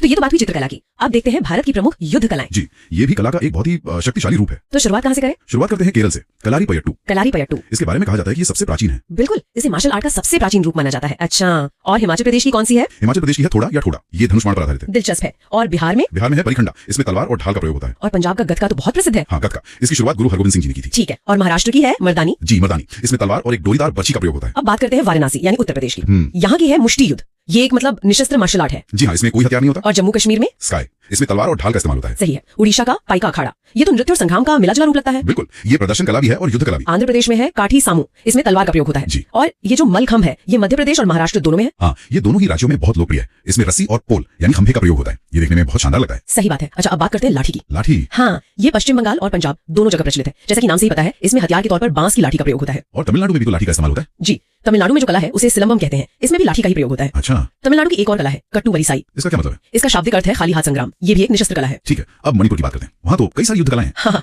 मणिपुर इस मामले में बहुत समृद्ध है। सबसे प्रसिद्ध है थांगटा। थांग मतलब तलवार और टा मतलब भाला, तो इसमें तलवार और भाले का प्रयोग होता है। और वहाँ कोई निशस्त्र कला भी है? जी है, उसे कहते हैं सरित सरक। और एक और है चेरी गदगा, इसमें तलवार और ढाल का प्रयोग होता है। तो चलिए अब अगला चैप्टर देखते हैं, राज्यों के प्रमुख पोशाक और वस्त्र। जी बिल्कुल, सबसे पहले आंध्र प्रदेश से शुरू करते हैं। ठीक है। वहाँ पुरुषों के लिए धोती कुर्ता और महिलाओं के लिए हथकरघा साड़ी और लंगा वोनी होती है। अच्छा, और अगर हम उत्तर पूर्व की तरफ जाएं जैसे अरुणाचल प्रदेश, हाँ, अरुणाचल में पुरुष शर्ट लुंगी और एक खास टोपी पहनते हैं जो गेंडे के बाल से सजी होती है। ओह, ये तो काफी अलग है। और महिलाएं लहंगा और एक लंबी जैकेट पहनती हैं। ठीक है। असम का पहनावा कैसा होता है? असम में पुरुष धोती कुर्ता या फिर धोती गमछा पहनते हैं और महिलाएं मेखला चादर। मेखला चादर, हाँ, वो 2 हिस्सों वाली पोशाक है ना? जी बिल्कुल, उसे रिहा मेखला भी कहते हैं। और बिहार में? बिहार में पुरुषों का पारंपरिक पहनावा धोती में रजई या कुर्ता है और साथ में गमछा जरूर होता है। और महिलाएं? महिलाएं सेंधा आंचल या फिर कमीज सलवार पहनती हैं। ठीक है। अब थोड़ा मध्य भारत की तरफ आते हैं, छत्तीसगढ़। छत्तीसगढ़ में पुरुष धोती और पगड़ी पहनते हैं और वहाँ की महिलाएं कछौरा शैली की साड़ियां पहनती हैं। कछौरा शैली, हाँ, मतलब जो घुटने की लंबाई तक होती है, काम करने में आसानी के लिए। समझ गया। और गोवा? गोवा का पहनावा तो काफी मजेदार लगता है भी। पुरुष वहाँ शर्ट, हाफ पैंट और बांस की टोपी पहनते हैं। और महिलाएं? मैंने नौवारी साड़ी के बारे में सुना है। सही सुना है, 9 गज की साड़ी और उसके साथ वो पानो बाजू भी पहनती हैं। अच्छा, अब आते हैं गुजरात पर। रंग ही रंग। बिल्कुल, पुरुष क्रोनोज और कीडियो पहनते हैं, वो झालर वाला कुर्ता। हाँ, गरबा में देखा है। और महिलाएं? घाघरा चनिया चोली पहनती है और साथ में वो खास पटोला प्रिंट वाला दुपट्टा। हरियाणा की बात करें तो? हरियाणा में पुरुष धोती कुर्ता, पगड़ी और एक चादर का इस्तेमाल करते हैं और महिलाएं दमन कुर्ती, ओढ़नी पहनती हैं। घाघरा कमीज भी बहुत पहना जाता है। ठीक है। अब पहाड़ों की ओर चलते हैं, हिमाचल प्रदेश। हिमाचल में पुरुष स्टार्च वाले कड़े हुए कुर्ते और खास हिमाचली टोपी पहनते हैं। वो रंगीन पट्टी वाली टोपी। जी वही। और महिलाएं शर्ट जैसी कुर्ती और स्कार्फ सलवार घाघरी पहनती हैं। और जम्मू कश्मीर? जम्मू कश्मीर की पारंपरिक पोशाक तो फेरन है। हाँ, फेरन तो पुरुष और महिला दोनों पहनते हैं ना? जी बिल्कुल, घुटनों तक लंबा एक गाउन जैसा होता है। ठीक है। झारखंड का पहनावा कैसा है? झारखंड में महिलाएं तुषार रेशम की साड़ियां और पाथरन पैची पहनती है। और पुरुष? पुरुषों पर मतलब पश्चिमी संस्कृति का प्रभाव दिखता है तो वो ज्यादातर आधुनिक वस्त्र ही पहनते हैं। अच्छा, अब दक्षिण की ओर चलें, कर्नाटक से शुरू करते हैं। कर्नाटक में पुरुष लुंगी पहनते हैं जिसे मैसूर पेटा भी कहते हैं और महिलाएं इरकल साड़ियां पहनती हैं। और केरल में? केरल का पहनावा बहुत सादा और सुंदर होता है। पुरुष टखनों तक मुंडू पहनते हैं। और महिलाएं वो सफेद और सुनहरे बॉर्डर वाली साड़ी? हाँ, उसे मुंडू निर्यथम कहते हैं। मध्य प्रदेश का क्या? मध्य प्रदेश में पुरुष बांडी, धोती और जैकेट टोपी पहनते हैं और महिलाएं लिंगा और लुगरा। और महाराष्ट्र में? महाराष्ट्र में पुरुष धोती पहनते हैं और महिलाएं 9 गज की लुगड़ा साड़ी, गोवा की नौवारी की तरह। मणिपुर? मणिपुर में पुरुष शरीर पर धोती लपेटकर एक स्मार्ट जैकेट और हेडगियर मतलब पगड़ी पहनते हैं। महिलाएं इनाफी फनेक पहनती हैं। मेघालय का पहनावा कैसा होता है? मेघालय में पुरुष बिना कॉलर का एक कोट पहनते हैं जिसे जिम्पंग कहते हैं और महिलाएं जैनसम या धारा और खिरवाग। और मिजोरम? मिजोरम में पुरुष धोती कुर्ता और महिलाएं पुआन और मिजो पुआंची पहनती हैं। नागालैंड का पहनावा तो काफी अलग होता होगा? हाँ बहुत, वहाँ पुरुष किल्ट पहनते हैं और महिलाएं स्कर्ट, शाल और एप्रन। ओडिशा की बात करें तो? ओडिशा में पुरुष धोती कुर्ता और गमूछा पहनते हैं और महिलाएं संबलपुरी साड़ी या सलवार कमीज। ठीक है। पंजाब? पंजाब में पुरुष तहमद कुर्ता पायजामा और पगड़ी पहनते हैं और महिलाएं सूट सलवार और घाघरा। और राजस्थान? राजस्थान में पुरुष धोती कुर्ता, पैगर और साफा यानी पगड़ी पहनते हैं और महिलाएं घाघरा और कांचली। सिक्किम का पहनावा? सिक्किम में पुरुष खो पतलून और भूटिया बाकू पहनते हैं और महिलाएं? महिलाएं दमवन या डुमिदम पहनती हैं। तमिलनाडु में? तमिलनाडु में पुरुष धोती या लुंगी पहनते हैं और महिलाएं साड़ियां और पावाड़ाई जिसे हाफ साड़ी भी कहते हैं। तेलंगाना में क्या पहना जाता है? तेलंगाना में पुरुष पंच पहनते हैं जो धोती की तरह ही होती है। महिलाएं लहंगा वुनी और सलवार कमीज पहनती हैं। और त्रिपुरा? त्रिपुरा में पुरुष लंगोटी और कर्मवाल बोरो पहनते हैं और महिलाएं रिगनाई साड़ियां। ठीक है। उत्तर प्रदेश? उत्तर प्रदेश में पुरुष धोती कुर्ता और अब तो आधुनिक वस्त्र ही ज्यादा पहनते हैं। महिलाएं सलवार सूट और साड़ियां। और उत्तराखंड? उत्तराखंड में पुरुष धोती, मिर्जा और जवाहर टोपी पहनते हैं और महिलाएं घाघरा, आवरी, धोती और कुर्ता पहनती हैं। और आखिर में पश्चिम बंगाल? पश्चिम बंगाल में पुरुष लुंगी, धोती, कुर्ता पहनते हैं और महिलाएं साड़ी या सलवार पहनती हैं। बहुत खूब। तो ये तो हो गई राज्यों की प्रमुख पोशाकों की बात। अब जरा उन खास वस्त्रों पर आते हैं जिन्हें जीआई टैग मिला है। जी बिल्कुल, ये बहुत महत्वपूर्ण है। कहाँ से शुरू करें? मध्य प्रदेश से करते हैं। यहाँ की महेश्वर साड़ियां और चंदेरी साड़ियां बहुत प्रसिद्ध हैं। हाँ, ये तो बहुत हल्की और शाही लगती हैं। जी, अब उत्तर प्रदेश की बात करें तो बनारस की जरी कला और साड़ियां। और लखनऊ की चिकनकारी? बिल्कुल, चिकनकारी तो बहुत ही खास है। ओडिशा में तो शायद काफी सारे जीआई टैग हैं। हाँ, उड़ीसा इस मामले में बहुत समृद्ध है। बोंकाई साड़ियां, हफ्सीपुरी साड़ियां, बिरहमपुर पट्ट साड़ियां, खंडवा साड़ियां, संभलपुरी साड़ियां और पिपली का एप्लिक वर्क भी। वाह। आंध्र प्रदेश में मंगालियागिरी साड़ियां, वेंकटगिरी साड़ियां और उपड़ा जामदानी साड़ियां हैं। और कर्नाटक? कर्नाटक में इरकल साड़ियां, मोला कालमरू साड़ियां और एक बहुत ही खास कसूती कढ़ाई। पश्चिम बंगाल की बात करें तो? पश्चिम बंगाल की शांतिपुरी साड़ियां, धनियाकली साड़ियां, बालूचर साड़ियां और कांथा कढ़ाई। कांथा कढ़ाई, हाँ, जिसमें पुरानी साड़ियों पर काम किया जाता है। जी, केरल में बलरामपुरम साड़ियां और सूती वस्त्र, कासरगोड साड़ियां और कुथमपुली साड़ियां हैं। छत्तीसगढ़ की चंपा सिल्क साड़ियां भी शायद इसी लिस्ट में है। जी बिल्कुल है। और तेलंगाना की? गढ़वाल साड़ियां और सिद्धिपेट। हिमाचल प्रदेश की शॉलों के बारे में क्या? हाँ, हिमाचल की कुल्लू शॉल, किन्नौरी शॉल और चंबा रुमाल, इन सभी को जीआई टैग मिला है। चंबा रुमाल जिसकी कढ़ाई दोनों तरफ एक जैसी होती है। बिल्कुल। तमिलनाडु का? कोयम्बतूर कोरा कॉटन। और जम्मू और कश्मीर की शॉल तो हम भूल नहीं सकते। बिल्कुल नहीं, काश्मीरी शॉल और कश्मीरी पश्मीना। महाराष्ट्र की? पुनेरी पगड़ी और पैठानी साड़ियां। और गुजरात की तंगलिया शॉल, कच्छ शॉल और पाटन पटोला। पंजाब की फुलकारी? जी, पंजाब की फुलकारी। और आखिर में बिहार की सुजनी। अब अगला चैप्टर देखते हैं, वाद्य यंत्र एवं वादक। इस चर्चा में हम भारतीय संगीत के कुछ प्रमुख वाद्य यंत्रों और उनसे जुड़े महान कलाकारों के नामों पर ध्यान केंद्रित करेंगे, जो मतलब परीक्षा की दृष्टि से महत्वपूर्ण है। जी। तो शुरुआत करते हैं तार वाद्य से, और सबसे पहले संतूर। इसके जो प्रमुख वादक हैं वो हैं शिव कुमार शर्मा और भजन सोपोरी। जी। और संतूर के बाद आता है वीणा। इससे जुड़े कलाकार हैं इमानी शंकर शास्त्री, एस बालचंद्रन, कृष्ण भागवतार, बी दोरस्वामी, बदरुद्दीन डागर, जयंती कुमारेश और डी बालकृष्णन भी हैं। अच्छा। और रुद्र वीणा के क्षेत्र में उस्ताद सादिक अली खां और असद अली खां का नाम उल्लेखनीय है। अब सारंगी की बात करते हैं। इसके प्रमुख वादक हैं शकूर खान, पंडित रामनारायण, रमेश मिश्रा, सुल्तान खान, उस्ताद बुंदू खां और इलियास खां। बिल्कुल। और सितार के तो कुछ सबसे प्रसिद्ध नाम है पंडित रविशंकर। जी, पंडित रविशंकर, उमाशंकर मिश्र, बुधादित्य मुखर्जी, निखिल बनर्जी, विलायत खां, बंदे हसन, शाहिद परवेज और राजीव जनार्दन और कुशल दास। ये लिस्ट काफी लंबी है। हाँ, सितार की दुनिया बहुत बड़ी है और सरोद के क्षेत्र में अमजद अली खां एक बहुत बड़ा नाम है। जी। उनके 2 पुत्र अमान अली खां और आयान अली खां भी इसी परंपरा को आगे बढ़ा रहे हैं। इनके अलावा जरीन दारूवाला, मुकेश शर्मा, हाफिज खान, अली अकबर खान, विश्वजीत राय चौधरी, बुद्धदेव दासगुप्ता, राजीव तारानाथ और विकास महाराज भी हैं। अच्छा, अब वायलिन की बात करें तो वायलिन की भारतीय वादकों में शामिल हैं टी.एन. कृष्णन, एल. सुब्रमण्यम, विष्णु गोविंद जोग, डॉक्टर एन. राजन, संगीता राजन, मोहनन चंद्रशेखर और लालगुड़ी जयरामन। सही। और सुरबहार से जुड़े नाम हैं इमरत खान और अन्नपूर्णा देवी। और गिटार में बैजू धर्मजन और बृजभूषण काबरा। जी। और तानपुरा के साथ भीमसेन जोशी का नाम जुड़ा है, जिन्हें अगर आपको याद हो 2008 में भारत रत्न मिला था। हाँ बिल्कुल। और साथ ही एम.एस. सुब्बुलक्ष्मी जो कर्नाटक संगीत से हैं, उन्हें 1998 में भारत रत्न से सम्मानित किया गया था। चलिए, तो ताल वाद्यों की ओर बढ़ते हैं। तबला तबला के कलाकारों की सूची तो शायद सबसे लंबी है। हाँ, इसमें तो बहुत बड़े बड़े नाम हैं। अल्लाह रखा खां, जाकिर हुसैन, किशन महाराज, गुदई महाराज जिन्हें समता प्रसाद भी कहा जाता है, जी, पंडित आनंद गोपाल, सुखविंदर सिंह, लतीफ अहमद खां, फैयाज खान, स्वप्नम चौधरी, अनोखे लाल मिश्र, पंडित जसराज, निखिल ज्योति घोष, तन्मय बोस और विक्रम घोष। वाह। अब पखावज। इसके वादक हैं कुणाल पाटिल, केलुचरण महापात्र। केलुचरण महापात्र तो मृदंगम, तबला और ओडिसी नृत्य में भी पारंगत थे। वो एक संपूर्ण कलाकार थे। सही। उनके अलावा उस्ताद रहमान खां, तोताराम शर्मा, पंडित भवानी शंकर, ठाकुर लक्ष्मण सिंह, गोपाल दास और छत्रपति सिंह। बिल्कुल। और मृदंगम की बात करें तो इससे जुड़े कलाकार हैं टी गोपालकृष्णन, पालघाट आर रघु, ठाकुर भीकम सिंह, हाँ, ठाकुर भीकम सिंह, डॉक्टर जगदीश सिंह, के शिवरामन, पी मणि अय्यर और राजना स्वामीनाथन। और एक और है घटम। घटम। उसके लिए टी.एच. विनायक राम और ई.एम. सुब्रमण्यम का नाम याद रखना है। जी। चलिए अब सुशील वाद्यों को देखते हैं, मतलब जो फूंक से बजाए जाते हैं। हाँ, विंड इंस्ट्रूमेंट्स। बांसुरी। इसके जादूगरों में शामिल हैं हरिप्रसाद चौरसिया, सबसे पहला नाम। हाँ, पन्नालाल घोष जिनका मूल नाम अमल ज्योति घोष था, फिर वी कुंजमणि, एन नीला, राजेंद्र प्रसन्ना, राजेंद्र कुलकर्णी और राकेश चौरसिया।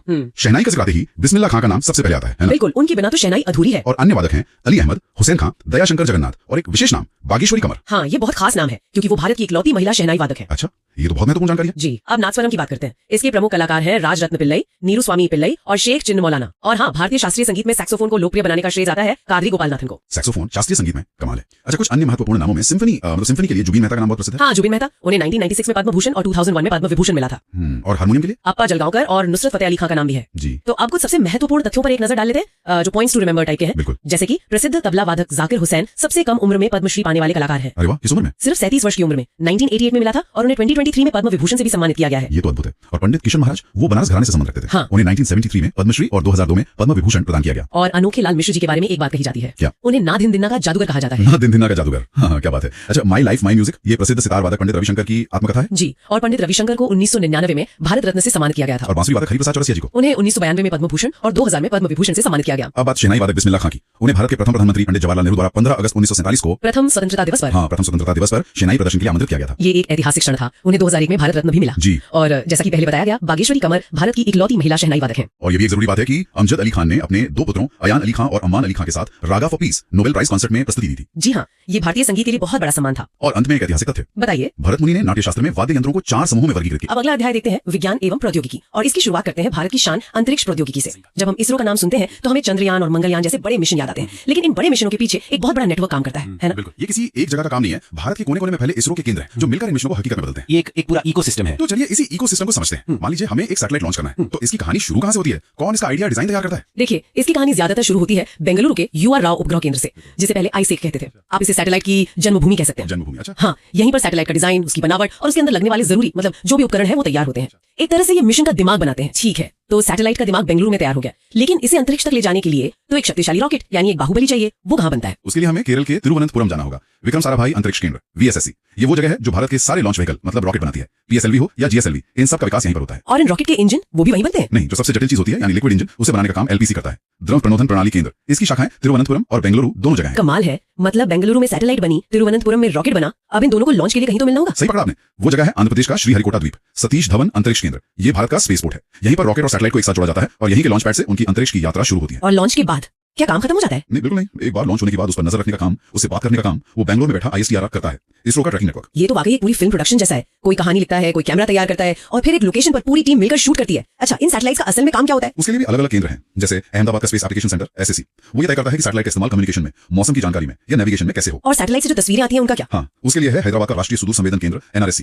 ये सैटेलाइट से मिली तस्वीरों का विश्लेषण करता है, जिससे हमें पता चलता है कि देश में कहाँ जंगल है, कहाँ पानी है या कहाँ खनिज हो सकते हैं। और इस ज्ञान को आगे भी तो बढ़ाना होता होगा। बिल्कुल। और वो काम देहरादून का भारतीय सुदूर संवेदन संस्थान IIRS करता है। वो ट्रेनिंग देता है, अगली पीढ़ी को तैयार करता है। ये समझना तो बहुत दिलचस्प था। चलिए अब थोड़ा इतिहास में चलते हैं। भारत के इस शानदार सफर की नींव कहां और कैसे रखी गई? इसकी कहानी शुरू होती है वैश्विक अंतरिक्ष छोर से। 4 अक्टूबर 1957 को सोवियत संघ ने दुनिया का पहला सैटेलाइट स्पुतनिक I लॉन्च करके पूरी दुनिया को चौंका दिया। और फिर अमेरिका की एंट्री हुई। हाँ, अमेरिका ने 1958 में अपने एक्सप्लोरर I सैटेलाइट से इसका जवाब दिया। फिर तो चांद पर जाने की होड़ शुरू हो गई और 20 जुलाई 1969 को अपोलो 11 मिशन से नील आर्मस्ट्रांग ने चांद पर पहला कदम रखा। और उस समय भारत कहां था? हम तो एक नया आजाद हुआ देश थे। हम शुरुआत कर रहे थे, लेकिन बड़े सपनों के साथ। 1963 में केरल के एक छोटे से गांव फुम्बा से हमने अपना पहला sounding rocket Naik Apache launch किया। वो तस्वीरें हैं ना जिनमें रॉकेट के हिस्सों को साइकिल और बैलगाड़ी पर ले जाया जा रहा है। हाँ, मैंने देखी है वो तस्वीरें। बस वहीं से हमारे सफर की नींव पड़ी। फिर 1969 में इसरो की स्थापना हुई और 1974 में हमने अपना पहला परमाणु परीक्षण किया। साइकिल से चांद तक का सफर वाकई कमाल है। इसरो की स्थापना के बाद जो सबसे बड़े मिशन हुए उनमें से एक था मंगलयान। उसकी सबसे खास बात क्या थी? मंगलयान की सबसे खास बात ये नहीं थी कि हम मंगल तक पहुंचे, बल्कि ये थी कि हम कैसे पहुंचे। हमने ये अपने पहले ही प्रयास में कर दिखाया, जो अमेरिका और रूस जैसे देश भी नहीं कर पाए थे। और उससे भी बड़ी बात, हमने इसे एक हॉलीवुड फिल्म के बजट से भी कम में कर दिखाया। इसने दुनिया को भारत की फ्रूगल इंजीनियरिंग की ताकत दिखाई। बिल्कुल, कम लागत में बेहतरीन तकनीक। और हमारी चंद्रयान मिशन चंद्रयान 1 ने तो कुछ ऐसा खोजा था जिसने चांद को देखने का नजरिया ही बदल दिया। सही कहा। 2008 में लॉन्च हुए चंद्रयान 1 ने ही दुनिया को पहली बार पुख्ता सबूत दिए कि चांद की सतह पर पानी के अणु मौजूद हैं। इससे पहले चांद को एक सूखी बेजान जगह माना जाता था। लेकिन चंद्रयान 2 के साथ तो एक हादसा हो गया था, लैंडिंग सफल नहीं हो पाई थी। हाँ, 2019 में चंद्रयान 2 का ऑर्बिटर तो सफलतापूर्वक चांद की कक्षा में पहुंच गया, वो आज भी काम कर रहा है। लेकिन लैंडर विक्रम वो सॉफ्ट लैंडिंग के दौरान क्रैश हो गया। हाँ, मुझे याद है, उस समय इसरो के अध्यक्ष के सिवन थे और पूरा देश उस पल को महसूस कर रहा था। लेकिन इसरो की खासियत यही है कि वो हार नहीं मानता, और इसी का नतीजा था चंद्रयान 3। एकदम सही। चंद्रयान 2 की असफलता से सीखते हुए इसरो ने चंद्रयान 3 बनाया और 23 अगस्त 2023 को इसने सफलतापूर्वक चांद के दक्षिणी ध्रुव पर सॉफ्ट लैंडिंग करके इतिहास रच दिया। ऐसा करने वाले हम दुनिया के चौथे देश बने। चौथे देश, लेकिन दक्षिणी ध्रुव जैसे मुश्किल इलाके में उतरने वाले पहले। और ये इसलिए महत्वपूर्ण है क्योंकि माना जाता है कि वहाँ बर्फ के रूप में भारी मात्रा में पानी हो सकता है, जो भविष्य के मिशनों के लिए किसी खजाने से कम नहीं है। बिल्कुल। इन बड़े मिशनों के अलावा कुछ और उपग्रह भी हैं जो हमारी रोजमर्रा की जिंदगी पर असर डालते हैं। हाँ, कई हैं, जैसे जीसैट सीरीज के सैटेलाइट्स। हम जो घर पर डीटीएच लगाकर क्रिकेट मैच देखते हैं या दूर दराज के इलाकों में जो एटीएम चलते हैं, उनके पीछे इन्हीं सैटेलाइट्स का हाथ है। और भी कुछ है। हाँ, जैसे सरल नाम का एक सैटेलाइट है, ये फ्रांस के साथ मिलकर समुद्र के अध्ययन के लिए बनाया गया है और ओशन सैट तो मछुआरों के लिए वरदान है। ये बताता है कि समुद्र में कहाँ मछलियां ज्यादा मिलेंगी। और अब तो हम सूर्य का अध्ययन करने के लिए आदित्य L1 मिशन भी भेज चुके हैं। इन सभी सैटेलाइट्स को अंतरिक्ष में उनकी सही जगह पर पहुंचाने के लिए हमें अलग अलग तरह के रॉकेटों की जरूरत पड़ती होगी। हमने PSLV और GSLV का नाम सुना है, इनमें क्या अंतर है? आप PSLV को इसरो का भरोसेमंद वर्कहॉर्स कह सकते हैं। ये एक बहुत ही विश्वसनीय तीसरी पीढ़ी का रॉकेट है। चंद्रयान 1 और मंगलयान जैसे हमारे कई ऐतिहासिक मिशन इसी पर बैठ कर गए हैं। तो फिर हमें GSLV जैसे और बड़े रॉकेट की जरूरत क्यों पड़ी? क्योंकि हमारी जरूरतें बढ़ गई। हमें भारी कम्युनिकेशन सैटेलाइट्स को पृथ्वी से बहुत दूर एक खास ऑर्बिट में भेजना था, जिसे जियो सिंक्रोनस ट्रांसफर ऑर्बिट या GTO कहते हैं। इस काम के लिए PSLV की ताकत कम पड़ रही थी, इसलिए GSLV बनाया गया, जिसमें बेहद शक्तिशाली क्रायोजेनिक इंजन लगा है। और GSLV MK3 जिसे अब LV-M3 कहते हैं, वो तो बाहुबली के नाम से मशहूर है। हाँ, LV-M3 हमारा अब तक का सबसे भारी और सबसे शक्तिशाली रॉकेट है। ये 4 टन मतलब एक हाथी के वजन के बराबर के सैटेलाइट को GTO ऑर्बिट में पहुंचा सकता है। हमारा चंद्रयान 2 मिशन इसी बाहुबली रॉकेट से लॉन्च किया गया था। तो ये तो हुई अंतरिक्ष में हमारी पहुंच की बात। चलिए अब रक्षा प्रौद्योगिकी की दुनिया में चलते हैं। जरूर। रक्षा प्रौद्योगिकी में मिसाइलें हमारी ताकत का एक बड़ा स्तंभ है। इन्हें मोटे तौर पर दो तरह से समझा जा सकता है। पहली होती है बैलिस्टिक मिसाइल, जैसे अग्नि और पृथ्वी। इन्हें आप एक गेंद की तरह समझ सकते हैं, जिसे एक बार फेंक दिया तो वो एक तय रास्ते पर जाकर ही गिरेगी। और दूसरी होती है क्रूज मिसाइल, जैसे ब्रह्मोस और निर्भय। ये ज्यादा स्मार्ट होती हैं। ये किसी विमान की तरह पृथ्वी की सतह के करीब उड़ती हैं, अपना रास्ता बदल सकती हैं और दुश्मन के रडार से बचकर अपने टारगेट को हिट करती हैं। ब्रह्मोस का नाम तो दुनिया की सबसे खतरनाक मिसाइलों में गिना जाता है। ऐसा क्यों? क्योंकि ये सुपरसोनिक है, मतलब आवाज की गति से भी लगभग 3 गुना तेज। जब तक दुश्मन को इसके आने का पता चलता है, तब तक बहुत देर हो चुकी होती है। इसे भारत और रूस ने मिलकर बनाया है। और दागो और भूल जाओ तकनीक वाली मिसाइल? वो है नाग, टैंक रोधी मिसाइल। एक बार लॉन्च करने के बाद आपको उसे गाइड करने की जरूरत नहीं, वो खुद अपने टारगेट को ढूंढकर खत्म कर देगी। हवा से हवा में लड़ाई के लिए भी हमारे पास कुछ स्वदेशी है। और पनडुब्बियों से परमाणु हमला करने की क्षमता हमें K4 मिसाइल से मिलती है, जिसकी रेंज करीब 3500 किलोमीटर है। मिसाइलों के अलावा हमारी वायुसेना के लड़ाकू विमान भी हमारी बड़ी ताकत है। बिल्कुल। हमारे पास रूस में बने सुखोई 30 MKI, फ्रांस के मिराज 2000 जैसे बेहतरीन विमान है। लेकिन असली गर्व का विषय हमारा अपना हल्का लड़ाकू विमान तेजस। इसे बनाना एक लंबी और चुनौतीपूर्ण यात्रा रही, लेकिन आज ये हमारी आत्मनिर्भरता का प्रतीक है। और बिना पायलट वाले विमान यानी ड्रोन के क्षेत्र में हम कहाँ हैं? इस क्षेत्र में भी हम तेजी से आगे बढ़ रहे हैं। DRDO ने लक्ष्य जैसा टारगेट ड्रोन और निशांत जैसा निगरानी करने वाला UAV बनाया है। लेकिन भविष्य रुस्तम जैसे UAVs का है। इसका जो नया संस्करण है रुस्तम 2, जिसका नाम अब तपस BH-201 कर दिया गया है, वो लंबे समय तक आसमान में रहकर निगरानी कर सकता है। आसमान और जमीन के बाद अब समुद्र की गहराइयों की बात करते हैं। पनडुब्बियों के मामले में हमारी सबसे बड़ी उपलब्धि क्या है? निसंदेह INS अरिहंत। ये भारत में बनी पहली परमाणु पनडुब्बी है। इसकी खासियत यह है कि ये महीनों तक पानी के नीचे रह सकती है और परमाणु बैलिस्टिक मिसाइलें दाग सकती है।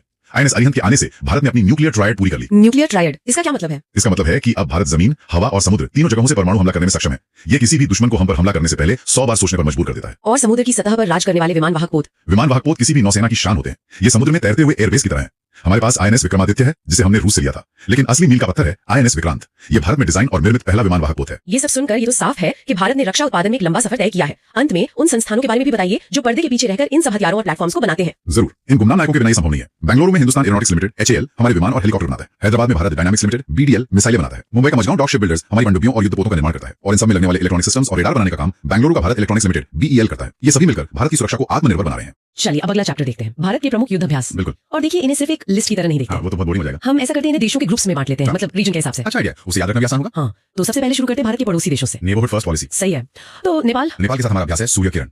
ये बहुत महत्वपूर्ण है, खासकर आपदा प्रबंधन के लिए। अच्छा, मतलब भूकंप या बाढ़ जैसी स्थिति में साथ काम करने के लिए। बिल्कुल। इसे सैन्य भाषा में इंटरऑपरेबिलिटी कहते हैं, मतलब एक दूसरे के साथ तालमेल बिठाना। समझ गए। अब आते हैं हमारे दूसरे पड़ोसी चीन पर। यहाँ तो समीकरण बिल्कुल अलग है। हाँ, और इसीलिए ये बड़ा दिलचस्प है। चीन के साथ अभ्यास का नाम है हैंड इन हैंड। लेकिन 2020 में जो लद्दाख में हुआ, उसके बाद से ये अभ्यास पूरी तरह रुका हुआ है। मतलब नाम के लिए हैंड इन हैंड था, पर जमीनी हकीकत कुछ और ही है। जब तक सीमा पर तनाव है तब तक ये मुमकिन नहीं। खैर, अब पूर्व की ओर चलते हैं, बांग्लादेश। बांग्लादेश के साथ हमारे 2 मुख्य अभ्यास हैं। एक थल सेना का संप्रीति, हाँ, और दूसरा नौसेना का बोंगो सागर। ये बंगाल की खाड़ी की सुरक्षा के लिए बहुत जरूरी है। मतलब जमीन पर संप्रीति और समंदर में बोंगो सागर। ठीक है, अब थोड़ा और दक्षिण में श्रीलंका के साथ भी 2 है। थल सेना का है मित्र शक्ति और नौसेना का है स्लाइनेक्स का मतलब है श्रीलंका इंडिया नेवल एक्सरसाइज, नाम में ही छुपा है। और हमारे एक और पड़ोसी म्यांमार के साथ भी 2 है, IMX और IMCOR। इसमें जो IMCOR है वो एक कोऑर्डिनेटेड पेट्रोल है। कोऑर्डिनेटेड पेट्रोल, ये क्या होता है? मतलब भारत और म्यांमार की नौसेनाएं अपनी समुद्री सीमा में एक साथ गश्त लगाती हैं। तो एक तरह की समुद्री नेबरहुड वॉच कह सकते हैं। बिल्कुल सही, ये कह सकते हैं। ये तो हमारी एक्ट ईस्ट पॉलिसी का अच्छा उदाहरण लगता है। तो ये थे हमारे करीबी पड़ोसी। अब कहाँ चले? अब थोड़ा और पूर्व की ओर, दक्षिण पूर्व एशिया। ये एक्ट ईस्ट पॉलिसी का आप कह सकते हैं ग्राउंड जीरो है। और यहाँ समुद्री अभ्यास ज्यादा होंगे मेरे ख्याल से। आपने सही पकड़ा, यहाँ लगभग हर बड़ा अभ्यास नौसेना का है। तो इस क्षेत्र में सबसे महत्वपूर्ण साथी कौन है? इंडोनेशिया। बिना किसी शक के उनके साथ हमारे 3 अभ्यास हैं। 3? हाँ, गरुड़ शक्ति, समुद्र शक्ति और इंडो कॉर्बेट। यहाँ भी शक्ति शब्द आया है। गरुड़ शक्ति, समुद्र शक्ति, ठीक है। और थाईलैंड के साथ भी कहीं है। मैत्री अभ्यास, Siam Bharat, Indo Thai corporate, इतने सारे। और एक नया भी शुरू है, अयोध्या। अयोध्या, ये नाम तो अयोध्या जैसा लग रहा है। जी, ये अयोध्या से ही प्रेरित है, दोनों देशों की सांस्कृतिक संबंधों को दिखाता है। वाह, ये दिलचस्प है। अच्छा, अब उस छोटे से देश की बात करते हैं जिसका रणनीतिक वजन बहुत ज्यादा है, सिंगापुर। सिंगापुर, उनके साथ हमारा नौसैनिक अभ्यास है सिम्बेक्स, SIMBEX, सिम्बेक्स। और ये भारतीय नौसेना के सबसे पुराने अभ्यासों में से एक है। अच्छा, और वियतनाम, चीन के साथ उनके भी तो मुद्दे हैं। हाँ, और इसलिए हमारा रक्षा सहयोग बढ़ रहा है। वियतनाम के साथ है विनबैक्स, VINBX। विनबैक्स। अब आते हैं इस क्षेत्र के दो बड़े खिलाड़ियों पर, जापान और ऑस्ट्रेलिया, जो क्वाड का भी हिस्सा है। हाँ, और इनके साथ जो अभ्यास होते हैं वो क्वाड की नींव को मजबूत करते हैं। तो जापान के साथ कौन से है? जापान के साथ हमारी 360 डिग्री पार्टनरशिप है, मतलब तीनों सेनाओं के साथ, नौसेना के लिए जीमैक्स, थल सेना के लिए धर्म गार्डियन और वायुसेना के लिए शिन्यू मैत्री। पूरी तरह से कवर किया हुआ है। और ऑस्ट्रेलिया? ऑस्ट्रेलिया के साथ नाम याद रखना आसान है, ऑस्ट्रो हिंद, थल सेना के लिए ऑस्ट्रा हिंद, ठीक है, और ओसिंडेक्स नौसेना के लिए AUSINDX। बिल्कुल। तो ये सारे अभ्यास मिलकर एक बड़ी तस्वीर बनाते हैं इंडो पैसिफिक में। बिल्कुल, ये सब मिलकर जो बड़ा मालाबार अभ्यास होता है उसकी तैयारी जैसे है। अच्छा, अब थोड़ा अलग रूट लेते हैं। मंगोलिया,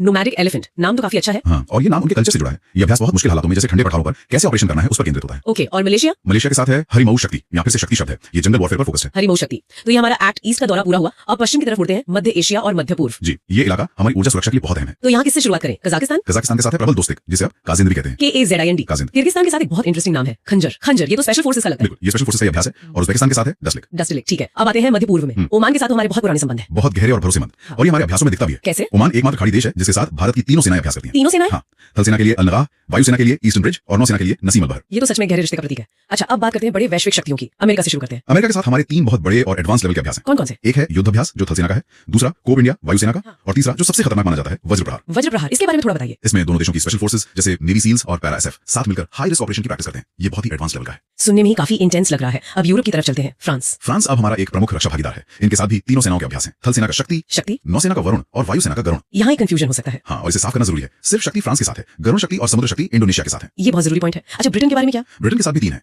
अजय वॉरियर, कोंकण और इंद्रधनुष। और हमारा पुराना साथी रूस के साथ हमारा मेन अभ्यास है इंद्र, और खास बात यह है कि अभी एक त्रिसेवा अभ्यास है, मतलब तीनों सेनाएं एक साथ। अच्छा, ये बहुत कम देशों के साथ होता है। जी, ये हमारे पुराने और गहरे संबंधों को दिखाता है। तो हमने लगभग सभी बड़े देशों को कवर कर लिया है। आखिर में हिंद महासागर में हमारे छोटे लेकिन महत्वपूर्ण पड़ोसी। हाँ, जो हमारी सागर नीति के केंद्र में है, जैसे मालदीव के साथ 2 अभ्यास हैं, एक्वावेरन और एकता। हाँ। और सेशेल्स के साथ हमारा सैन्य अभ्यास है जिसका नाम है लामित्य। अब अगला चैप्टर देखते हैं, विश्व के प्रमुख देश, राजधानी एवं मुद्रा। बिल्कुल, कहाँ से शुरू करें? हम एशियाई देशों से शुरू करते हैं। लिस्ट में सबसे पहले तो भारत ही है। राजधानी नई दिल्ली और मुद्रा रुपया। बिल्कुल, ये तो सब जानते हैं। हाँ, ये तो आसान है। इसके बाद है पाकिस्तान, राजधानी इस्लामाबाद और मुद्रा यहाँ भी रुपया है। सही है। और नेपाल की भी राजधानी काठमांडू है और मुद्रा रुपया। अच्छा, मतलब हमारे कई पड़ोसियों की मुद्रा रुपया ही है। श्रीलंका का क्या है? श्रीलंका में भी रुपया ही चलता है, लेकिन वहाँ राजधानी का मामला थोड़ा अलग है। कैसे? उनकी एक विधायी राजधानी है श्री जवर्धनेपुरा कोटे, और कार्यकारी और न्यायिक राजधानी कोलंबो है। अच्छा, ये दिलचस्प है। और यहाँ एक बात और ध्यान देने वाली है, जैसे आपने कहा भारत के कई पड़ोसियों की मुद्रा रुपया ही है, बस उनके नाम थोड़े अलग हो सकते हैं।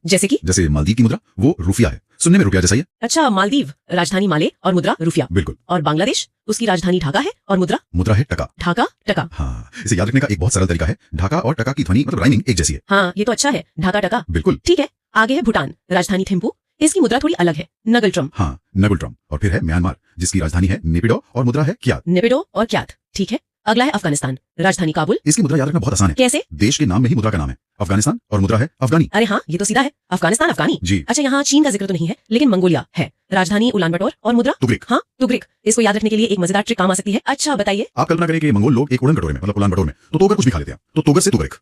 उड़न कटोरे में तोगर, ये बढ़िया है, बस याद रखने के लिए। हाँ बिल्कुल। आगे है जापान, राजधानी टोक्यो और मुद्रा येन। ताइवान की राजधानी ताइपे और मुद्रा डॉलर। फिर थाईलैंड, राजधानी बैंकॉक और मुद्रा बहत। जी बात। और वियतनाम की राजधानी हनोई, मुद्रा डोंग। ये नाम भी थोड़े मुश्किल है। वियतनाम को याद रखने का भी तरीका है। अच्छा, सोचे कि जीवन में नाम बनाने के लिए मतलब वियतनाम कई बार हाँ नहीं मतलब हनोई करना पड़ता है। हाँ, सही है। और कई ढोंग भी करने पड़ते हैं, ढोंग से डोंग। वाओ, नाम के लिए हाँ नहीं और ढोंग, ये तो याद रहेगा। बस यही मकसद है। ठीक है। दक्षिण कोरिया की राजधानी सियोल, मुद्रा वॉन। मलेशिया की कुआलालंपुर और मुद्रा रिंगिट।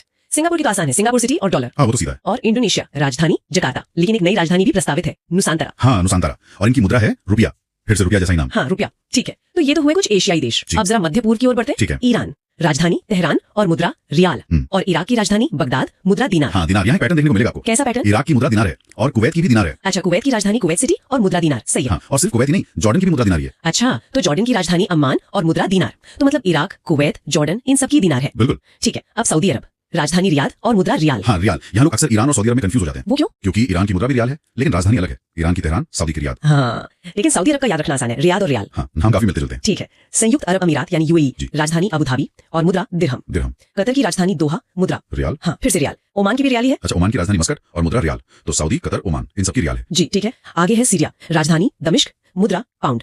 और तुर्की की राजधानी अंकारा, मुद्रा लीरा। लीरा। और अंत में इजराइल, राजधानी जेरूसलम और मुद्रा न्यू शेकल। बिल्कुल। चलिए अब यूरोप के कुछ प्रमुख देशों को देखते हैं। ठीक है। सबसे पहले रूस, राजधानी मॉस्को और मुद्रा रूबल।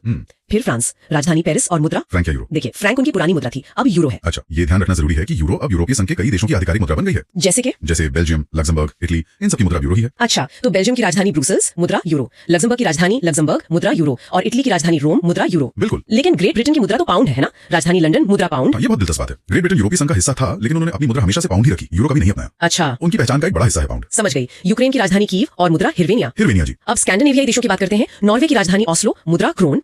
स्वीडन की राजधानी स्टॉकहोम, मुद्रा क्रोना। क्रोन और क्रोना। हाँ, और डेनमार्क की राजधानी कोपेनहेगन, मुद्रा फिर से क्रोन। ये बहुत दिलचस्प है। नॉर्वे, स्वीडन, डेनमार्क, इन तीनों देशों की मुद्राओं के नाम लगभग एक जैसे हैं, क्रोन और क्रोना। हाँ, ये तो है, एक ही परिवार के लगते हैं। बिल्कुल। आगे है सर्बिया, राजधानी बेलग्रेड, मुद्रा दिनार। दिनार, ये नाम हमने मध्य पूर्व में भी सुना था। हाँ, वही तो। और किर्गिस्तान की राजधानी बिश्केक, मुद्रा सोम। सोम। ठीक है, तो अब अमेरिकी महाद्वीपों पर एक नजर डालते हैं। चलिए। संयुक्त राज्य अमेरिका, यूएसए, राजधानी वॉशिंगटन डीसी और मुद्रा डॉलर। ये तो पता ही है सबको। कनाडा की राजधानी ओटावा और मुद्रा यहाँ भी डॉलर है। जी, कैनेडियन डॉलर। और मेक्सिको, राजधानी मेक्सिको सिटी, ये तो आसान है, मुद्रा है पेसो। हाँ, मेक्सिको का पेसो। और ये याद रखना होगा कि सिर्फ मेक्सिको ही नहीं, अर्जेंटीना की भी मुद्रा पेसो ही है। अच्छा, अर्जेंटीना की राजधानी ब्यूनस आयर्स, मुद्रा पेसो। ठीक है जी। ब्राजील की राजधानी ब्राजीलिया, ये भी आसान है, और मुद्रा रियाल। रियल, सऊदी और ईरान के रियाल से अलग। हाँ, बिल्कुल। जमैका की राजधानी किंगस्टन, मुद्रा डॉलर।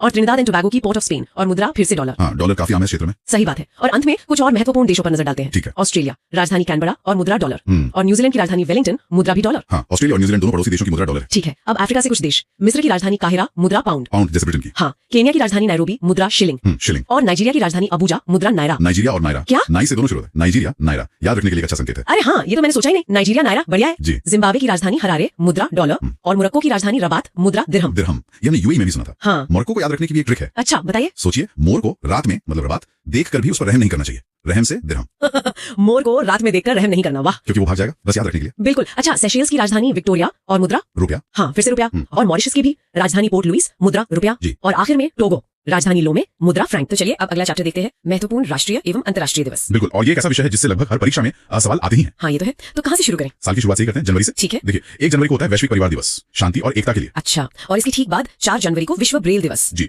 ये लुई ब्रेल के जन्मदिन पर होता है, जिन्होंने नेत्रहीन लोगों के लिए ब्रेल लिपि का आविष्कार किया था। हाँ, ये तो एक बहुत ही क्रांतिकारी आविष्कार था। निश्चित रूप से। और फिर 9 जनवरी को आता है प्रवासी भारतीय दिवस। अच्छा, ये तो बहुत ऐतिहासिक दिन है। जी हाँ, 1915 में इसी दिन महात्मा गांधी दक्षिण अफ्रीका से भारत लौटे थे। तो अब ये दिन विदेशों में बसे भारतीयों के योगदान के लिए मनाया जाता है। समझ गई। और प्रवासियों की बात हो रही है तो भाषा भी जरूरी है। 10 जनवरी विश्व हिंदी दिवस। बिल्कुल, ये स्वामी विवेकानंद के जन्मदिन पर होता है। हाँ, उनके विचारों और आदर्शों को समर्पित। और 15 जनवरी है भारतीय थल सेना दिवस, हमारी सेना के सम्मान में। और अब तो कुछ नए दिन भी जुड़े हैं, जैसे 16 जनवरी। हाँ, 16 जनवरी राष्ट्रीय स्टार्टअप दिवस। ये भारत की जो बढ़ती स्टार्टअप संस्कृति है उसको प्रोत्साहित करने के लिए है। ये तो बहुत जरूरी है। एक और महत्वपूर्ण दिन है 23 जनवरी, पराक्रम दिवस। जी, नेताजी सुभाष चंद्र बोस की जयंती। और 24 जनवरी को राष्ट्रीय बालिका दिवस, लड़कियों के अधिकारों और शिक्षा के बारे में जागरूकता फैलाने के लिए। बिल्कुल। और 25 जनवरी को तो दो महत्वपूर्ण दिन है। अरे हाँ, एक है राष्ट्रीय मतदाता दिवस और दूसरा राष्ट्रीय पर्यटन दिवस। सही। और फिर आता है 26 जनवरी, हमारा गणतंत्र दिवस। जी, जिस दिन भारत का संविधान लागू हुआ। और महीने के अंत में 30 जनवरी को शहीद दिवस, हाँ, महात्मा गांधी की पुण्यतिथि।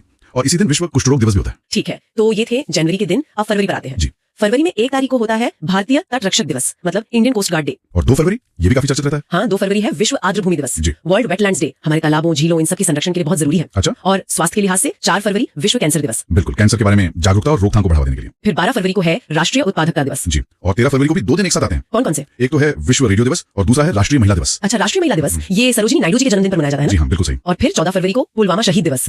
20 फरवरी को विश्व सामाजिक न्याय दिवस और 21 फरवरी को अंतर्राष्ट्रीय मातृभाषा दिवस। हाँ, जो दुनिया भर की भाषाओं और सांस्कृतिक विविधता का जश्न मनाता है। और 24 फरवरी को केंद्रीय उत्पाद शुल्क दिवस। फिर आता है महीने का सबसे महत्वपूर्ण दिन विज्ञान के छात्रों के लिए, 28 फरवरी राष्ट्रीय विज्ञान दिवस। जी, 1928 में इसी दिन महान वैज्ञानिक सीवी रमन ने रमन प्रभाव की खोज की घोषणा की थी, और जिसके लिए उन्हें नोबेल पुरस्कार भी मिला था। बिल्कुल, ये जानकारी सच में बहुत दिलचस्प है। अब मार्च की ओर बढ़ते हैं। मार्च में 1 तारीख को ही 2 दिन है, शून्य भेदभाव दिवस और विश्व नागरिक सुरक्षा दिवस। और 3 मार्च को विश्व वन्य जीव दिवस, ये जंगली जानवरों और पौधों के संरक्षण की याद दिलाता है। और 4 मार्च को राष्ट्रीय सुरक्षा दिवस। फिर आता है 8 मार्च, अंतर्राष्ट्रीय महिला दिवस। जी, दुनिया भर में महिलाओं की सामाजिक, आर्थिक, राजनीतिक उपलब्धियों का जश्न। और 15 मार्च है विश्व उपभोक्ता अधिकार दिवस। अच्छा, स्वास्थ्य से जुड़ा एक और दिन है 16 मार्च, राष्ट्रीय टीकाकरण दिवस। जी। और 18 मार्च को आयुध निर्माणी दिवस। 20 मार्च को भी 2 दिन है, अंतर्राष्ट्रीय प्रसन्नता दिवस और विश्व गौरैया दिवस। हाँ, गौरैया जो अब शहरों में कम दिखती है, उसके संरक्षण के लिए ये दिन बहुत महत्वपूर्ण है। और मार्च में प्रकृति से जुड़े और भी दिन हैं, जैसे जी, 21 मार्च को है विश्व वानिकी दिवस। और ठीक अगले दिन 22 मार्च को विश्व जल दिवस। हाँ, और फिर 23 मार्च को विश्व मौसम विज्ञान दिवस। ये तीनों दिन हमें प्रकृति का महत्व समझाते हैं। और 24 मार्च को विश्व क्षय रोग दिवस, मतलब वर्ल्ड ट्यूबरकुलोसिस डे, टीबी के बारे में जागरूकता के लिए। और 25 मार्च को अजन्मे बच्चे का अंतर्राष्ट्रीय दिवस। बिल्कुल। अब आते हैं अप्रैल पर। 4 अप्रैल अंतर्राष्ट्रीय खदान जागरूकता दिवस। और 5 अप्रैल को राष्ट्रीय समुद्री दिवस। जी। और 6 अप्रैल अंतर्राष्ट्रीय खेल दिवस। इसके बाद 7 अप्रैल को विश्व स्वास्थ्य दिवस। ये दिन महत्वपूर्ण है क्योंकि 1948 में इसी दिन विश्व स्वास्थ्य संगठन यानी WHO की स्थापना हुई थी। अच्छा, तो इसका संबंध WHO की स्थापना से है। और 14 अप्रैल को तो पूरे देश में डॉक्टर बाबा साहेब अम्बेडकर जयंती मनाई जाती है, जिसे अब समानता दिवस के रूप में भी जाना जाता है। और 17 अप्रैल को है विश्व हीमोफीलिया दिवस। फिर 18 अप्रैल को विश्व विरासत दिवस, मतलब वर्ल्ड हेरिटेज डे। हाँ, जो हमें अपने ऐतिहासिक स्मारकों और स्थलों को बचाने के लिए प्रेरित करता है। बिल्कुल। और 19 अप्रैल को है विश्व यकृत दिवस यानी लिवर डे। 21 अप्रैल को राष्ट्रीय सिविल सेवा दिवस और 22 अप्रैल को पृथ्वी दिवस। हाँ, अर्थ डे। ये पर्यावरण संरक्षण के लिए एक वैश्विक आंदोलन आंदोलन का प्रतीक है। किताबों से प्यार करने वालों के लिए 23 अप्रैल का दिन भी खास है। विश्व पुस्तक एवं कॉपीराइट दिवस। और भारत के स्थानीय शासन के लिए 24 अप्रैल एक ऐतिहासिक दिन है, राष्ट्रीय पंचायती राज दिवस। सही कहा, 73 में संविधान संशोधन के लागू होने की याद में। अप्रैल का अंत होता है 25 अप्रैल विश्व मलेरिया दिवस से। जी, और 26 अप्रैल को विश्व बौद्धिक संपदा दिवस, फिर 30 अप्रैल को आयुष्मान भारत दिवस। बहुत बढ़िया। अब मई की बात करते हैं। 1 मई अंतर्राष्ट्रीय श्रमिक दिवस या मई दिवस भी कहते हैं इसको। हाँ, श्रमिक अधिकारों का प्रतीक। और इसके ठीक 2 दिन बाद 3 मई को विश्व प्रेस स्वतंत्रता दिवस। जी, 7 मई को होता है विश्व एथलेटिक्स दिवस और 8 मई को विश्व रेड क्रॉस दिवस। तकनीकी क्षेत्र में 11 मई का दिन महत्वपूर्ण है, राष्ट्रीय प्रौद्योगिकी दिवस। ये 1998 के पोखरण परमाणु परीक्षणों की वर्षगांठ का प्रतीक है। अच्छा। और अगले ही दिन 12 मई को अंतर्राष्ट्रीय नर्स दिवस। जी, ये फ्लोरेंस नाइटिंगेल की जयंती भी है। ये तो काफी रोचक जानकारी है। फिर 16 मई को अंतर्राष्ट्रीय प्रकाश दिवस। और 17 मई को विश्व दूरसंचार दिवस, फिर 18 मई को अंतर्राष्ट्रीय संग्रहालय दिवस और 20 मई को विश्व मधुमक्खी दिवस। हाँ, 21 मई को भारत में आतंकवाद विरोधी दिवस मनाया जाता है। ये पूर्व प्रधानमंत्री राजीव गांधी की पुण्यतिथि है ना? जी, फिर 22 मई को अंतर्राष्ट्रीय जैव विविधता दिवस, हमारी पृथ्वी पर जीवन की विविधता को समझने और संरक्षित करने का दिन। बिल्कुल।